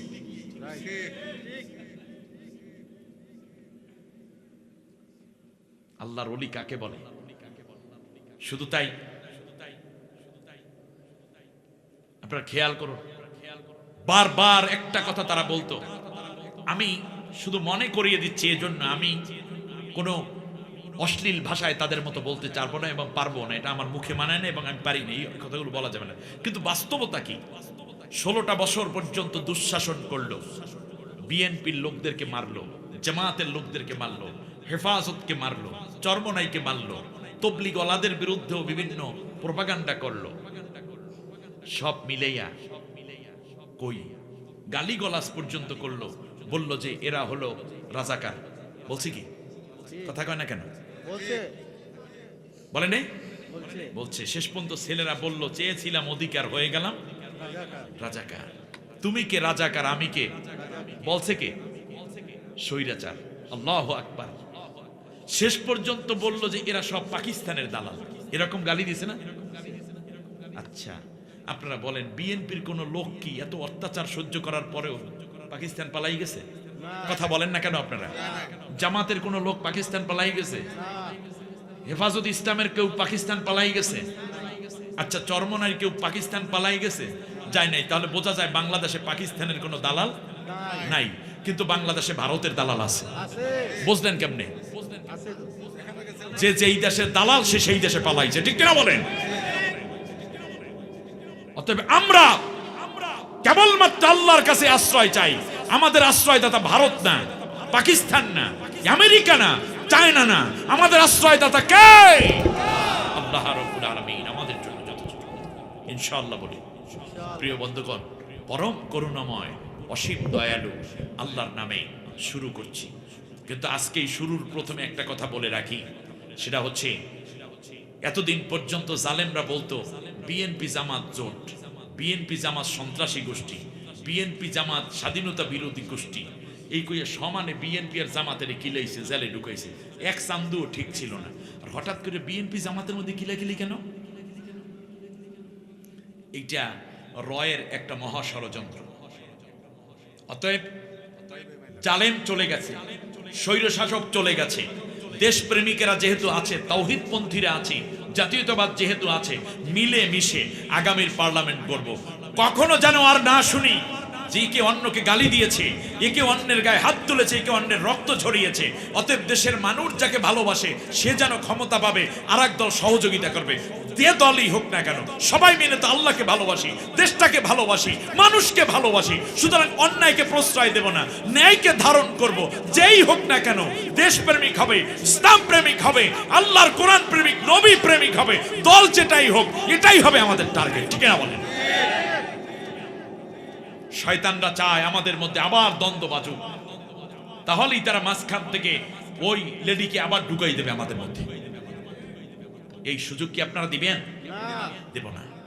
ক্ষমতা দরকার নাই, দেশটা আগে নিরাপদ রাখা দরকার। ইতিমধ্যে বহু ষড়যন্ত্র হচ্ছে, অতএব কারো ষড়যন্ত্রের পাতা ফাঁদে বাংলাদেশ আর পা দিবে না। আমার দেশের মুক্তিগামী ইনকিলাব মঞ্চের আহ্বায়ক, স্বাধীনতার এক সূর্য সন্তান, আমার বরিশালের ছেলে, বুকটা জোড়া কলিজা, হাফেজ, এবং সে তার ব্যাকগ্রাউন্ডে আলেম ক্লাস পর্যন্ত পড়েছে, আমাদের শহীদ শরীফ উসমান হাদি, যাকে হত্যা করা হয়েছে মাথার ভিতরে গুলি করে। তার পরের দিনই খুলনায় এনসিপির আহ্বায়ককে হত্যা করে, তাও মাথার ভিতরে গুলি করে। বেঁচে আছে কিনা জানি না। আপনি খেয়াল করুন তারা মাথার ভিতর গুলি করে কেন? তার কারণ ওদের দাবি ছিল কোটা না মেধা। জবাব কি? মেধা। মেধা থাকে কোথায়? মাথায়। এই জন্য তারা মাথায় টার্গেট করেছে, অর্থাৎ বাংলাদেশের মাথাগুলোকে শেষ করে দিতে চায় ওরা। এইটা ভারতের চূড়ান্ত একটি টার্গেট। সুতরাং মনে রাখতে হবে, এক হাদিকে হত্যা করার বিনিময় লক্ষ লক্ষ হাদি বাংলার ঘরে ঘরে তৈরি হয়ে গেছে, ঠিক কিনা বলেন? বাতিল সে দবনে ওয়ালি, বাতিল সে দবনে ওয়ালি आया आसमां नहीं हम, सो बढ़कर झुका है तू इम्तिहा हमारा। বিশ্ব দেখেছে বারে বারে, মুমিন কখনো হারে না। জীবন দিতে পারে তবু ঈমান দিতে পারে না, ঠিক না বলেন? সুতরাং আগামীর দিন কোন ষড়যন্ত্র নয়, আগামীর পার্লামেন্ট হবে আল্লাহর কোরআনের পার্লামেন্ট। দল যাই হোক, ন্যায় ইনসাফ ভিত্তিক একটি রাষ্ট্র কায়েম হবে। সরকার আর বিরোধী বুঝিরা সবাই মিলে দেশটা করবো, ঠিক না বলেন? আল্লাহ কবুল করুন। আল্লাহ মঞ্জুর করুন, বলেন আমিন। সেই কাফেলায় আমাদের সবাইকে আল্লাহ শামিল থেকে কাজ করে যাওয়ার তৌফিক দিন। পরম করুণাময় অসীম দয়ালু আল্লাহর নামে শুরু করছে। আরে বেগম খালেদা জিয়ার জানাজায় আমিও ছিলাম। কি এক নারী! জীবনে 3 বার সরাসরি তার সাথে আমাদের দেখা করার সুযোগ হয়েছে। উলামায়ে কেরাম 3 বার তিনি দাওয়াত দিয়েছিলেন, সুযোগ হয়েছে। এক রাজকীয় মেজাজের এক নারী। বাংলাদেশের আমি একটা কথা বলতাম, অসুবিধা নেই তো? শোনেন, বাংলাদেশে একটা মুরব্বী দরকার, এই মুরব্বীটা নাই। আপনি দেখেন তারেক জি বাংলাদেশে অনেক দিন পর, আহারে এক মাজলুম বাইরেই তো ফেলাইছিল জালেমরা, তারেক তো কোকো তো মরেই গেলেন, আল্লাহ তাকে মাফ করুন, জান্নাতবাসী করুন। ফিরে আসলেন এই ছাত্রদের রক্তের বিনিময়। বেগম খালেদা জিয়া মুক্তি পেলেন ছাত্রদের রক্তের বিনিময়। এই কথা কি অস্বীকার করার কিছু আছে? জামাত ইসলামী আজ ময়দানে নামতে পেরেছে ছাত্রদের রক্তের বিনিময়। চরমনাই পীর হেফাজত ময়দানে আসতে পেরেছেন রক্ত ছাত্রদের জীবন এবং রক্তের বিনিময়। সঠিক কথা। সুতরাং তাদের প্রতি আমাদের রেসপেক্ট থাকতে হবে, সম্মান দেখাতে হবে। কিন্তু তারেক জিয়া সাহেব আসলেন, বেগম খালেদা জিয়ার কপাল। ওই নারী চেয়েছিল খালেদা জিয়া মরে যাক, বলে নেই একবার খালি মরে মরে মরে না তো। কি এক আজীব কথা! হিংসা কাকে বলে? বলল যে জেলের মধ্যেও তার ওই ফাতেমা ছাড়া চলে না। কি যে ও জেলের মধ্যেও তার ফাতেমারে লাগবে। উফ! কিন্তু সেই ফাতেমাকে বেগম মানে তারেক জিয়া বোন হিসাবে কবুল করে নিয়েছে। বলছে সে আমাদের ঘরের কাজের লোক নাই, তিনি আমাদের বোন এবং জিয়া পরিবারের সদস্য। বলছে ফাতেমার শরীর থেকে আমার মায়ের ঘ্রাণ আসে। আর ফাতেমাও একখান জিনিস, জীবনের ঝুঁকি নিয়ে বেগম খালেদা জিয়ার পাশে ছায়ার মতো ছিলেন। ছেলেটা কাছে নাই। আর কোকোর স্ত্রী, আজকে আমি মনে করিয়ে দিতে চাই তারেক জিয়া, আপনি যেন ভুলে না যান। অবশ্যই আপনি যাবেন না, কারণ অনেক মানবতা তার ভিতরে আমরা লক্ষ্য করছি। ওই কোকোর স্ত্রী তাও কিন্তু এই পাশে বসে শাশুড়িকে টেক কেয়ার করেছেন। আল্লাহ এই পরিবারটার উপর রহমত নাজিল করুন। আপনি দেখেন আমিরে জামাত আপনাদের এই সিলেটের সন্তান, অত্যন্ত বুদ্ধিদীপ্ত এবং জ্ঞানী একজন দায়িত্বশীল। সারা বাংলাদেশে যারা জামাত ইসলামী করে ওনার কথায় উঠবস করে, ঠিক না? স্বাভাবিক দলীয় প্রধান হিসাবে বিএনপির লোকেরা স্বাভাবিকভাবে উঠবস করবে কার কথায়? তারেক জিয়ার কথা। আচ্ছা, চরমনাইয়ের গ্রুপের যারা আছে মুজাহিদ কমিটির, তারা কথা মানবে মানবে না, নামবে নামবে না, সবকিছু করবে কার কথায়? পীরের পীর সাহেবের কথায়। সুন্দর। আচ্ছা, হেফাজতের লোকেরা কথাবার্তা শুনবে কার? মামুনুল হক এবং হেফাজতের আমিরের কথা। যার যার কথা শেষে শোনে, কিন্তু সবাই মিলে একজনের কথা শুনতেন, তিনি বেগম খালেদা জিয়া। বাংলাদেশের রাজনীতিতে কত বড় যে একটা শূন্যতা তৈরি হয়েছে আপনারা বোঝেন কিনা আমি জানি, কিন্তু আমি টের পাচ্ছি। তিনি যদি আমিরে জামাতকে ডেকে বলতেন, তারেককে ডেকে বলতেন, তারেক জিয়াকে ডাকতেন, তার সন্তান, আমি সেই ভাষায় বলছি। মামুনুল হককে ডাকতেন, এই দিক থেকে চরমনাইয়ের পীরকে ডাকতেন। সব 18-20 দল যা আছে সবাইকে শুধু বলতে আমার বাসায় চা খাইতে আসো। আইসা যদি বলতেন যে এইভাবে হবে, আর কোনো কথা বলবো না, সবাই নেমে যাও। আমার মনে হয় নতুন করে কেউ দাঁড়িয়ে ম্যাডাম আর একটু কথা ছিল, একটু বিবেচনা করেন, এইরকম কথা কেউ বলার সাহস ছিল না।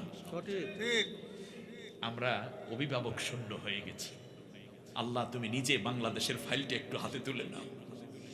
কিন্তু ওই ডাইনি নারীর সময় যদি বেগম খালেদা জিয়া মারা যেতেন, তাহলে তার জানাজাটাও ঠিক মতো দিত কিনা আমার সন্দেহ আছে। টেলিভিশন গুলোতে হাজার বাজে কথা শোনাইতো, কিন্তু ইজ্জতওয়ালার ইজ্জত আল্লাহই রাখেন। বাংলাদেশের ইতিহাসে এত বড় জানাজা আজও পর্যন্ত হয়নি, সামনে হবে বলে আমার মনে হয় না। আল্লাহ তাআলা কত বৃদ্ধ মানুষ, রিকশাওয়ালা, আলেম ওলামা সবাই কেঁদেছেন, আল্লাহ যেন বেগম খালেদা জিয়াকে জান্নাতবাসী করেন। চলে গেছেন স্বামীর পাশে, আল্লাহ যেন দুইজনকে জান্নাতের অতিথি করে নেন। আমরা সবাই বলি আমিন। পরম করুণাময় অসীম দয়ালু আল্লাহর নামে শুরু করছি। প্রিয় বন্ধুগণ, আল্লাহ তাআলা বলছেন وَقَضَى رَبُّكَ أَلَّا تَعْبُدُوا إِلَّا إِيَّاهُ وبالوالدين إحسانا إما يبلغن عندك الكبر أحدهما أو كلاهما فلا تقل لهما أف ولا تنهرهما وقل لهما قولا كريما واخفض لهما جناح الذل من الرحمة وقل رب ارحمهما كما ربياني صغيرا আমানতু বিল্লাহ। অর্থ হচ্ছে, হে বিশ্বের সমস্ত মানব, তোমরা পৃথিবী গড়তে চাও, কিন্তু প্রথমে নিজকে গড়ো। সুবহানাল্লাহ। ভালো করে বুঝুন, আপনি বিশাল রাজনীতিবিদ, আপনি গোটা বাংলাদেশের প্রধানমন্ত্রী হতে চান, প্রেসিডেন্ট হতে চান, সেনা প্রধান হতে চান, পুলিশ প্রধান হতে চান, র্যাব প্রধান হতে চান, নৌবাহিনী বিমান বাহিনী প্রধান হতে চান, এলাকার মেম্বার চেয়ারম্যান হতে চান, বড় ব্যবসায়ী হতে চান, ধনাঢ্য হতে চান, হতে পারেন, কিন্তু আগে ব্যক্তি জীবন গঠন করতে হবে। এই জন্য আল্লাহ তাআলা 14 দফার প্রথম দফা বললেন, তুমি নিজেকে গড়ো। এই জন্য নিজ আমলকে আমার গোলামিত্বের জিঞ্জিরে বেঁধে নাও, আমার গোলাম হও, একমাত্র আমারই গোলামিত্ব করবে, আমারই প্রভুত্ব করবে, আমারই ইবাদত করবে, অন্য কারো না। কারণ সবকিছুর মূলে আপনার একটা বাইন্ডিংস থাকতে হবে, জবাবদিহিতার জায়গা থাকতে হবে। সেই জবাবদিহিতা নেতার কাছে না, পুলিশের কাছে না, র্যাবের কাছে না, কোনো গোয়েন্দার কাছে না, ডিবির কাছে না, কার কাছে? আরেকটু জোরে বলেন। ইবাদত মানে আনুগত্য করা, ইবাদত মানে দাসত্ব করা, ইবাদত মানে নতি স্বীকার করা, ইবাদত মানে হুকুম মেনে চলা, আইন মেনে চলা, অর্ডার ফলো করা। এই ফলো যারা করে তারা হচ্ছেন আবেদ। আর আল্লাহ রাব্বুল আলামিন বললেন, এই ইবাদত করার জন্যই আমি তোরে বানাইছি। ইবাদত করবে, দাসত্ব করবে একমাত্র কার? আনুগত্য করবে একমাত্র কার? হুকুম আহকাম মানবে একমাত্র কার? আল্লাহ রাব্বুল আলামিন বলেন, ওয়া মা খলাকতুল জিন্না ওয়াল ইনসা ইল্লা লিয়াবুদুন। একমাত্র আমার ইবাদত করার জন্যই জিন এবং ইনসান জাতি, মানুষ এবং জিনকে আমি বানিয়েছি। ঠিক সেই কথাই যেন আমরা নামাজের মধ্যে আল্লাহকে ডাক দিয়ে বলি, ইয়্যাকা না'বুদু ওয়া ইয়্যাকা নাস্তাঈন। আল্লাহ বললেন, একমাত্র আমার ইবাদতের জন্য বানিয়েছি। আর নামাজের মধ্যে আল্লাহর কাছে আমরা বারবার বলি, আল্লাহ একমাত্র তোমারই ইবাদত করি। আল্লাহ বেজার না খুশি?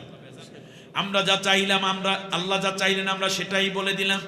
এইবার আল্লাহ খুশি হয়ে মনে হয় যেন বান্দা বান্দির মাথার মধ্যে রহমতের হাত দিয়ে বলতেছেন, ফাদখুলি ফি ইবাদি ওয়াদখুলি জান্নাতি। সুবহানাল্লাহ। আমার বান্দা, তুমি আমার ইবাদত করো আর আমার জান্নাতের মধ্যে আসতে থাকো। সুবহানাল্লাহ বলেন। আমার বন্ধুগণ, আমরা আল্লাহর ইবাদত করি, ইবাদত করব, কিন্তু শিরক করা যাবে না, শিরক মুক্ত ইবাদত করতে হবে। এবার আল্লাহ রাব্বুল আলামিন বলছেন দ্বিতীয়বার, প্রথম দফা, ইবাদত করলে আত্মা গঠন হয়, ইবাদত করলে আল্লাহর কাছে জবাবদিহিতার ভয় তৈরি হয়, ইবাদত করলে আল্লাহ রাব্বুল আলামিনের কাছে বান্দার মান উন্নয়ন হয়ে যায়। আপনি যত বড়ই প্রেসিডেন্ট হন, আল্লাহকে বাদ দিয়ে যদি আপনি প্রেসিডেন্টগিরি করতে চান, চুরি করার আশঙ্কা বাইরে যায়। ঠিক কিনা বলে? আপনি যত বড়ই বিচারপতি হন, আপনি যদি আল্লাহকে বাদ দিয়ে বিচারক শুরু হয়ে যান, তাহলে আপনার বিচারের মধ্যে ভেজাল ঢুকবে। তার কারণ নামাজে দাঁড়াইলে আল্লাহর কাছে জবাব দেয় বান্দা, তাসবিতে আল্লাহর কাছে জবাব দেয়, কোরআন তিলাওয়াতের মধ্যে আল্লাহর কাছে জবাব দেয়। বান্দা যখন তাহাজ্জুদে দাঁড়ায় তখন তার অনুভূতি, আল্লাহ আমি তো গুনাহ করে ফেলেছি, মাফ করে দাও। কিন্তু যেই বান্দা আল্লাহর ইবাদত করে না, ওই বান্দা মনে করে দুনিয়া তো মজা ললো, দুনিয়া তোমারই হায়, ইট ড্রিঙ্ক অ্যান্ড বি মেরি, খাও দাও ফুর্তি করো। আল্লাহকে সে ভয় করে না বলে তার বিচার, তার আচরণ, তার কথায় লেনদেনে কোনো জবাবদিহিতা থাকে না, যা চায় তাই করে, দিনের ভোট রাত্রে মারে। ঠিক কিনা? আল্লাহ রাব্বুল আলামিন বললেন, এইটা হবে না। আমি আল্লাহর কাছে জবাব দেওয়ার অনুভূতি নিয়ে তুমি তোমার দায়িত্ব পালন করো। তামাম দুনিয়ার মধ্যে নবী তুমি ইসলামকে প্রতিষ্ঠা করবে। প্রথম কথাই হলো আমি আল্লাহর ইবাদত করবে, আর কারণ সুবহানাল্লাহ।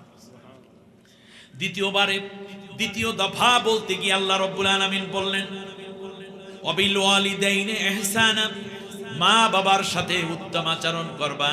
ব্যক্তি জীবন থেকে আল্লাহ দ্বিতীয় দফায় ঢুকাইয়া দিলেন পারিবারিক জীবনে। সুবহানাল্লাহ। দেখছেন, রাষ্ট্রীয় জীবনে আসবে 14 দফার প্রথম 2 দফা ব্যক্তি, তারপরে আল্লাহ ঢুকলেন কোথায়?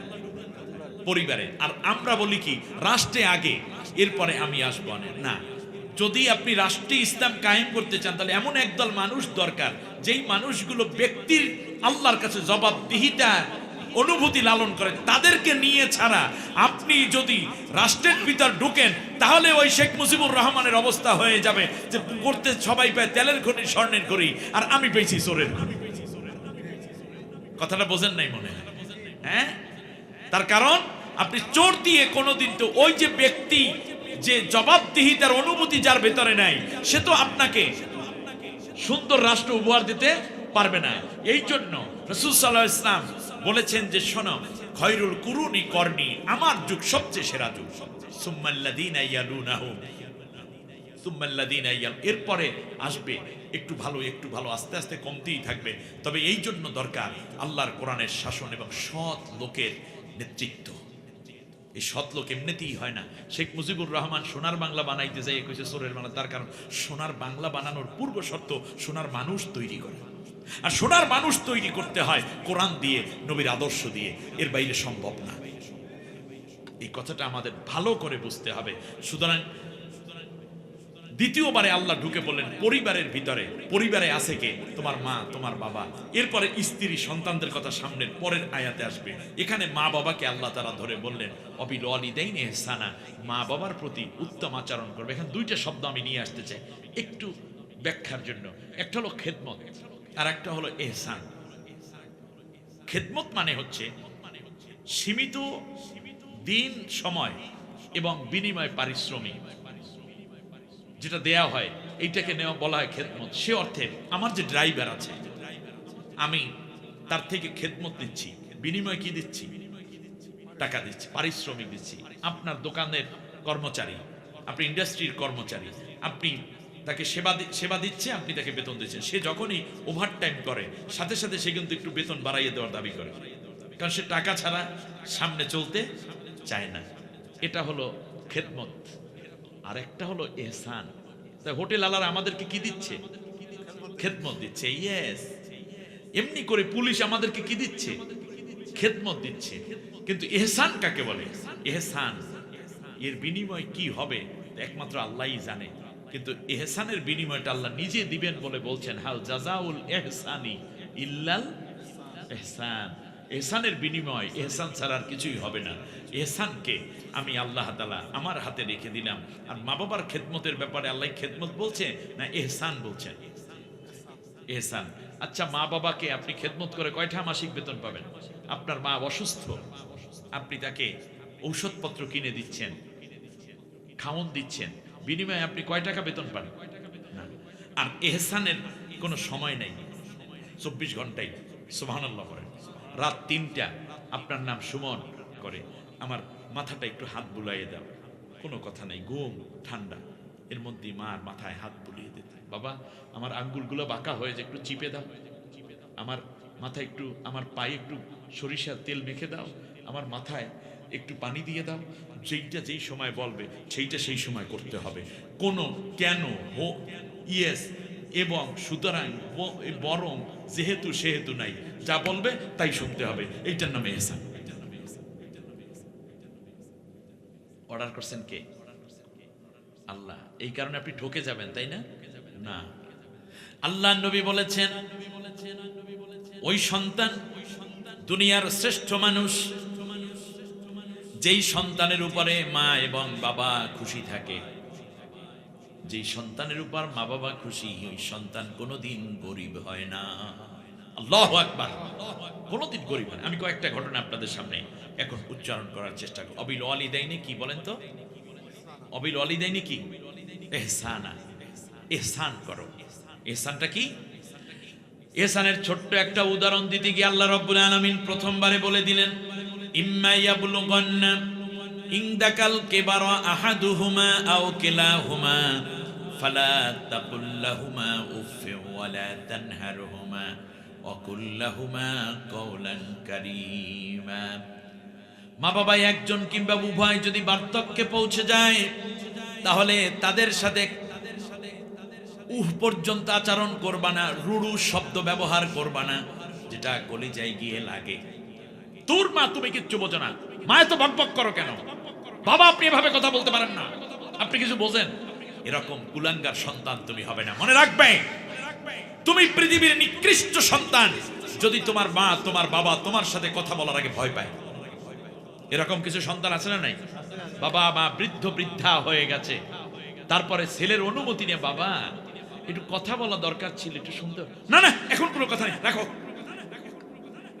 তুমি পৃথিবীর নিকৃষ্ট মানুষ যদি মা বাবা কথা বলার আগে তোমার ভয় পায়। বরং মা বাবা মনে করবে তুমি বৃদ্ধ হয়ে গেছো, বাবা মা আরো বৃদ্ধ, আপনারও দাড়ি চুল পেকে গেছে, যদি এখনো মনে করেন থাপ্পড় দেওয়ার অধিকার আছে মায়ের, মা চাইলে জুতা দিয়ে পিটানোর অধিকার আছে, ধমক দেওয়ার অধিকার আছে, গলা ধাক্কা দিয়ে বের করে দেওয়ার অধিকার যদি মা বাবা এখনো যদি তার মুঠোর মধ্যে আপনি ধরে দিয়ে দিতে পারেন, তাহলে আপনি শ্রেষ্ঠ সন্তান। বাবা মাকে ওই জায়গায় রাখতে হবে, ঘর থেকে বের করে দিও না, কঠোর আচরণ করো না। এখন বলতে পারেন আল্লাহ তাহলে কেমন কথা বলবো? আল্লাহ রাব্বুল আলামিন বলেন ওয়াকুল্লাহুমা কওলান কারীমা, মিষ্টি মিষ্টি কথা বলবা, নরম ভাষায় কথা বলবা, সম্মান দিয়ে কথা বলবা। তুমি ডিসিএসপি যাই হও, যত বড়ই হও না কেন, মা বাবাকে তুমি নিচে নামাতে পারবে না। নবীজি বলেছেন হুমা জান্নাতুকা ওয়া নারুক। স্ত্রীর সামনে অনেক সময় কিছু কাপুরুষ আছে যারা তার বাবা মাকে ধমক দেয়, আছে না নাই? আলকামা নামক নবীর এক সাহাবী ছিলেন, মৃত্যুর সময় কালেমা নসিব হচ্ছে না। কালেমা কি হচ্ছে না?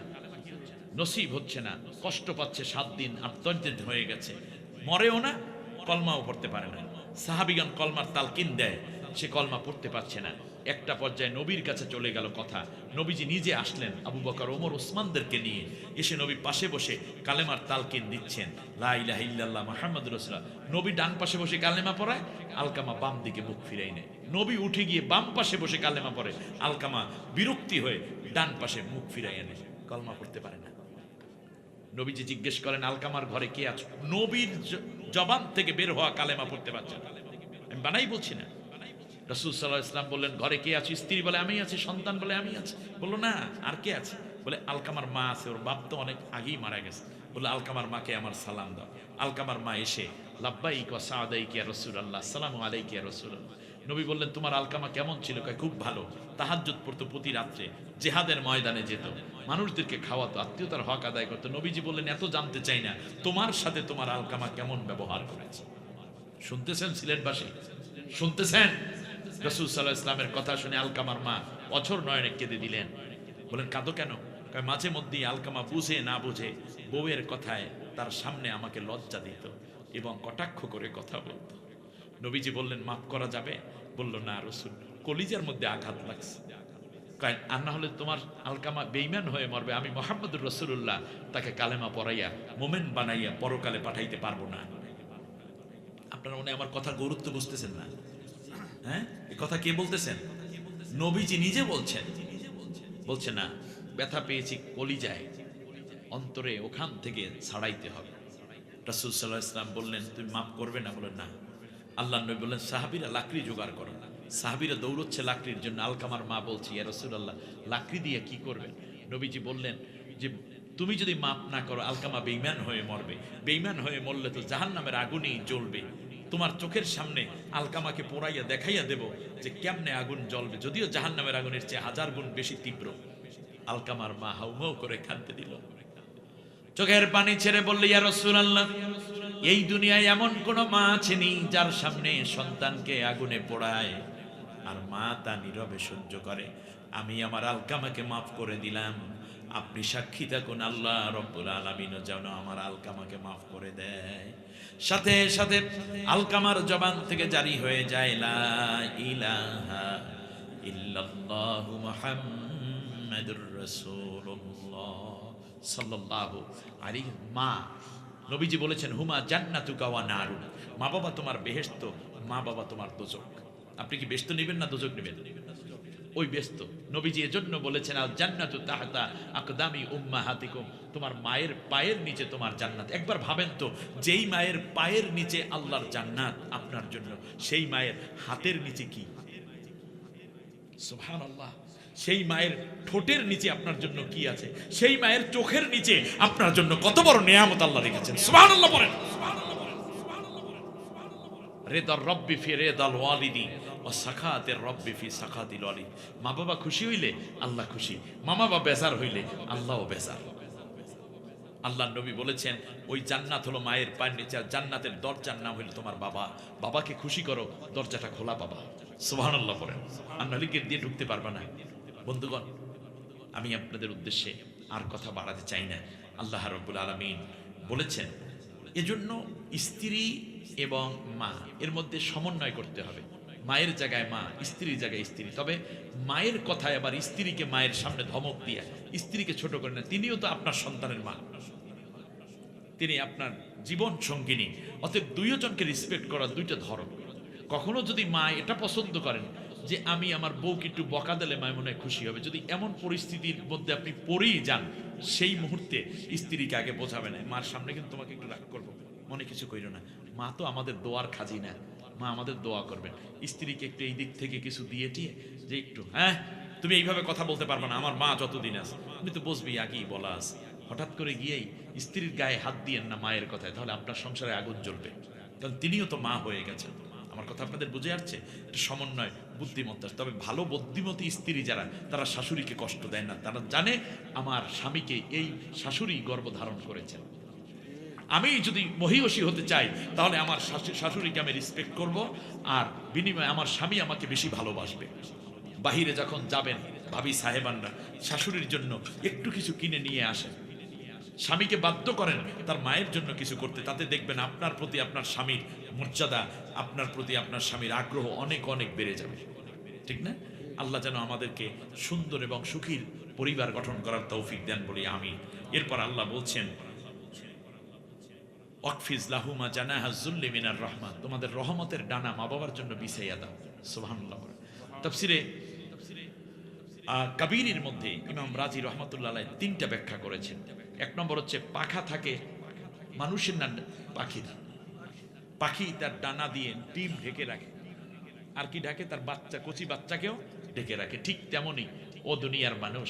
আল্লাহ এই জন্য উদাহরণ দিলেন, তোমার মা বাবা যখন বৃদ্ধ বৃদ্ধা হয়ে যাবে তখন তুমি পাখির মতো ডানা দিয়ে ঢেকে রাখবে, যেন সূর্যের তাপ, ঠান্ডা, বর্ষা যেন তোমার মায়ের শরীরকে নষ্ট করতে না পারে। অ্যাটলিস্ট পাখি যেমন সেভ করে তার ডিম এবং বাচ্চাকে, তুমি তোমার মাকে সেভ করবা। কেউ একটা খারাপ কথা বলবে, খাওন দাওনের প্রতি যত্ন নেয় না, কাপড় চোপড় ভালো নাই, তুমি সুন্দর করে দেখে দেখে রাখবে যেন তোমার মা বাবাকে তুমি হৃষ্টপুষ্ট করে ঠিকঠাক মতো রাখতে পারো। সুবহানাল্লাহ। বিনিময় কি হবে? বিনিময় হবে আল্লাহ তোমাকে দুইটা ডানা ঠিকই দেবেন। তুমি দুনিয়ার যেই জায়গায় যেতে চাও আল্লাহ তোমাকে সেই উচ্চতায় পৌঁছে দিবে। পরকালে আল্লাহ তোমাকে দুইটা নূরের ডানা দেবেন, যেই জান্নাতে ইচ্ছা সেই জান্নাতে তুমি প্রবেশ করার অধিকার পেয়ে যাবে। রিকশাওয়ালা ভাই খেয়াল করেন, আল্লাহ তাআলা বলছেন রব্বুকুম আ'লামু বিমা ফি নুফুসিকুম, আমি আল্লাহ তো জানি তোর অন্তরে কি আছে। যে বেটায় আজকে এই দিনে যে 1 লাখ টাকা আয় করছে, সে তার মায়ের জন্য 3000 টাকার চাদর কিনছে, কিন্তু তুমি 200 টাকার চাদরটা কিনে মার জন্য নিয়ে যাইতেছো। মায়ের হাতে দিয়ে বলো, মা গো, যদি টাকা থাকতো আরো বেশি দিতাম। আমি আল্লাহ জানি তুমি কি করতে চাও। সুবহানাল্লাহ বলেন। আত্মীয় স্বজন শ্বশুর বাড়ির আসছে, মা অসুস্থ, তাড়াতাড়ি করে নতুন বিছানার চাদর, আত্মীয় স্বজন চইলে গেছে, সাথে সাথে সিরা কাপড়টা দিয়ে 3 দিনের 5 দিনের ধোয় নাই সেইটা দিয়ে দিয়েছে। এর মানে হলো মানুষে যেন বলে মার খুব যত্ন করে। তো মানুষকে দেখানোর জন্য করো নাকি আমি আল্লাহর খুশির জন্য করে, এগুলোর খবর আমার কাছে আছে। সুবহানাল্লাহ বলেন। অতএব আল্লাহর সন্তুষ্টির জন্য যেন আমরা মা বাবার খেদমত করতে পারি। আমি শেষবারে আপনাদের উদ্দেশ্যে বলতে চাই, প্রিয় বন্ধুগণ, আমাদের অনেকের মা নাই, কারো বাবা নেই। এখানে মা নাই কার কার দেখি তো একটু। আহা, একটা ইয়েতিম মাহফিল, হাত নিচু করেন। মা বাবা একজনও নাই কার কার? ইয়া আল্লাহ, আপনার মা বাবা নাই? আহা, এমনও মা আছেন এই পৃথিবীতে, ছোট্টবেলায় সন্তান রেখে বাবা চলে গেছে। কত মানুষে বলছে যে তুমি বিয়ে বসো, বিয়ে বসো, কিন্তু আমার আপনার এই কচি চেহারাটার দিকে তাকাই আমার বিয়েও বসতে পারে নাই। এই মা যখন বৃদ্ধ বয়সে উপস্থিত হলেন, তখন মাকে আর আপনি ভালোবাসলেন না, অথচ তার জীবন ছাই করে দিয়েছে আপনার জন্য। যেই সন্তানের উপরে মা বাবা খুশি, সেই সন্তানের দোয়া কবুল হয়। আল্লাহ নবী বুখারী শরীফ বেরুল ওয়ালিদাইন অধ্যায়ের মধ্যে ইয়ামেনের রাজধানী ইয়ামেন থেকে মুরাদ গোত্রের উপগোত্র কর্ণের এক ব্যক্তি, নাম ছিল ওয়াইস ইবনে আমের। নবীজি বলেছেন সে তার মায়ের খেদমত করে আল্লাহর এত সন্তুষ্টি পেয়েছে, সেই ব্যক্তি যেই দোয়া করে সেই দোয়া আল্লাহ কবুল করে ফেলে। অতএব আপনি অলি হতে চান, বড় কিছু হতে চান, মায়ের সেবা করুন, মায়ের যত্ন করুন, আল্লাহ কবুল করে নেবেন। আল্লাহ যেন আমাদের সন্তানদেরকে মা বাবার সেবক হওয়ার তৌফিক দান করে। তাহলে দ্বিতীয় দফা কোথায়? ঘরে। তৃতীয় চতুর্থ থেকে নিয়ে 14 দফা, বাকি 12টা দফা আল্লাহ কোনো জায়গায় শোনার তৌফিক দিলে শুনে নেবেন। আমি কয়েকটা তাফসিরের নাম বলি। তাফসিরে তাফহিমুল কোরআন, যেটা এইটার মধ্যে একেবারে 14টা দফা আন্ডারলাইন করে করে দফা 1, 2, 3 করে সুন্দর করে লেখা। তাফসিরে ইবনে কাসিরের মধ্যে আছে সুন্দর করে আলাদা আলাদা আয়াত দিয়ে দিয়ে। তাফসিরে মারিফুল কোরআনের মধ্যেও সুন্দর লেখা আছে। আপনার যে কোনো একটা তাফসিরে বাকি 14 দফা পড়ে নেবেন। সূরার নাম বনী ইসরাঈল, আয়াত নম্বর 23 থেকে শুরু হয়েছে। আলহামদুলিল্লাহ বলেন, যেই 14 দফা আল্লাহ নবীকে আল্লাহ তাআলা মেরাজের রাতে দিয়েছেন, যেই 14 দফা দিয়ে নবী তামাম দুনিয়া শাসন করার স্বপ্ন দেখেছেন, সাহাবীগণ সাজিয়েছেন সুন্দর পৃথিবী। আজও 14 দফা যদি সমাজে বাস্তবায়ন হয়, রাষ্ট্রেরটা রাষ্ট্রে, ব্যক্তিরটা ব্যক্তিতে, সমাজেরটা সমাজে, পরিবারেরটা পরিবারে, তাহলেই বাংলাদেশ সমৃদ্ধি এবং সত্যিকার বিশ্বের সেরা একটি দেশে রূপান্তরিত হবে। আমরাও হব ভালো মানুষ। আল্লাহ আমাদেরকে কবুল করুন। মাহফিল খানা আল্লাহ মঞ্জুর করে নিন। সকলে নামাজের সূরাতে হাঁটু ভাঁজ করে বসে পড়ে একবার আলহামদু, 3 বার সূরা ইখলাস পড়েন। কবর জিয়ারত নিন।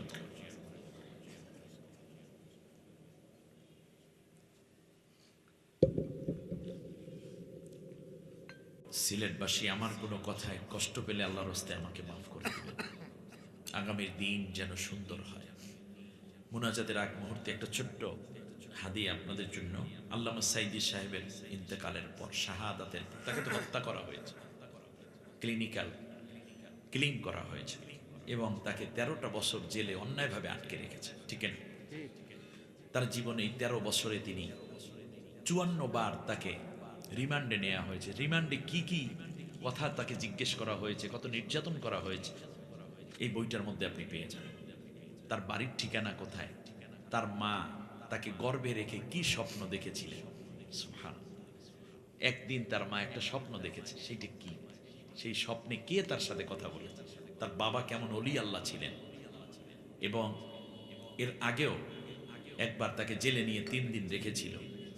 সর্বোপরি তিনি কোথায় পড়ালেখা করেছেন, এমন কি এই তার ওসিয়ত নামায় কি ছিল, তার সন্তানদের সাথে তিনি কি আচরণ করতেন, পরিবারে তার স্ত্রী এবং পুত্রবধূদের কিছু কথা আছে যা শুনলে আপনি আশ্চর্যান্বিত হবেন। এত সুন্দর একটা জীবন ছিল আল্লামা সাইদি সাহেব। এবং মৃত্যুর আগ মুহূর্তে একটা কথা, এটা আমি না পড়লে বইটা আমিও জানতাম না। মৃত্যুর আগ মুহূর্তে ওখানে জালেমরা কি করেছে আপনি দেখেন।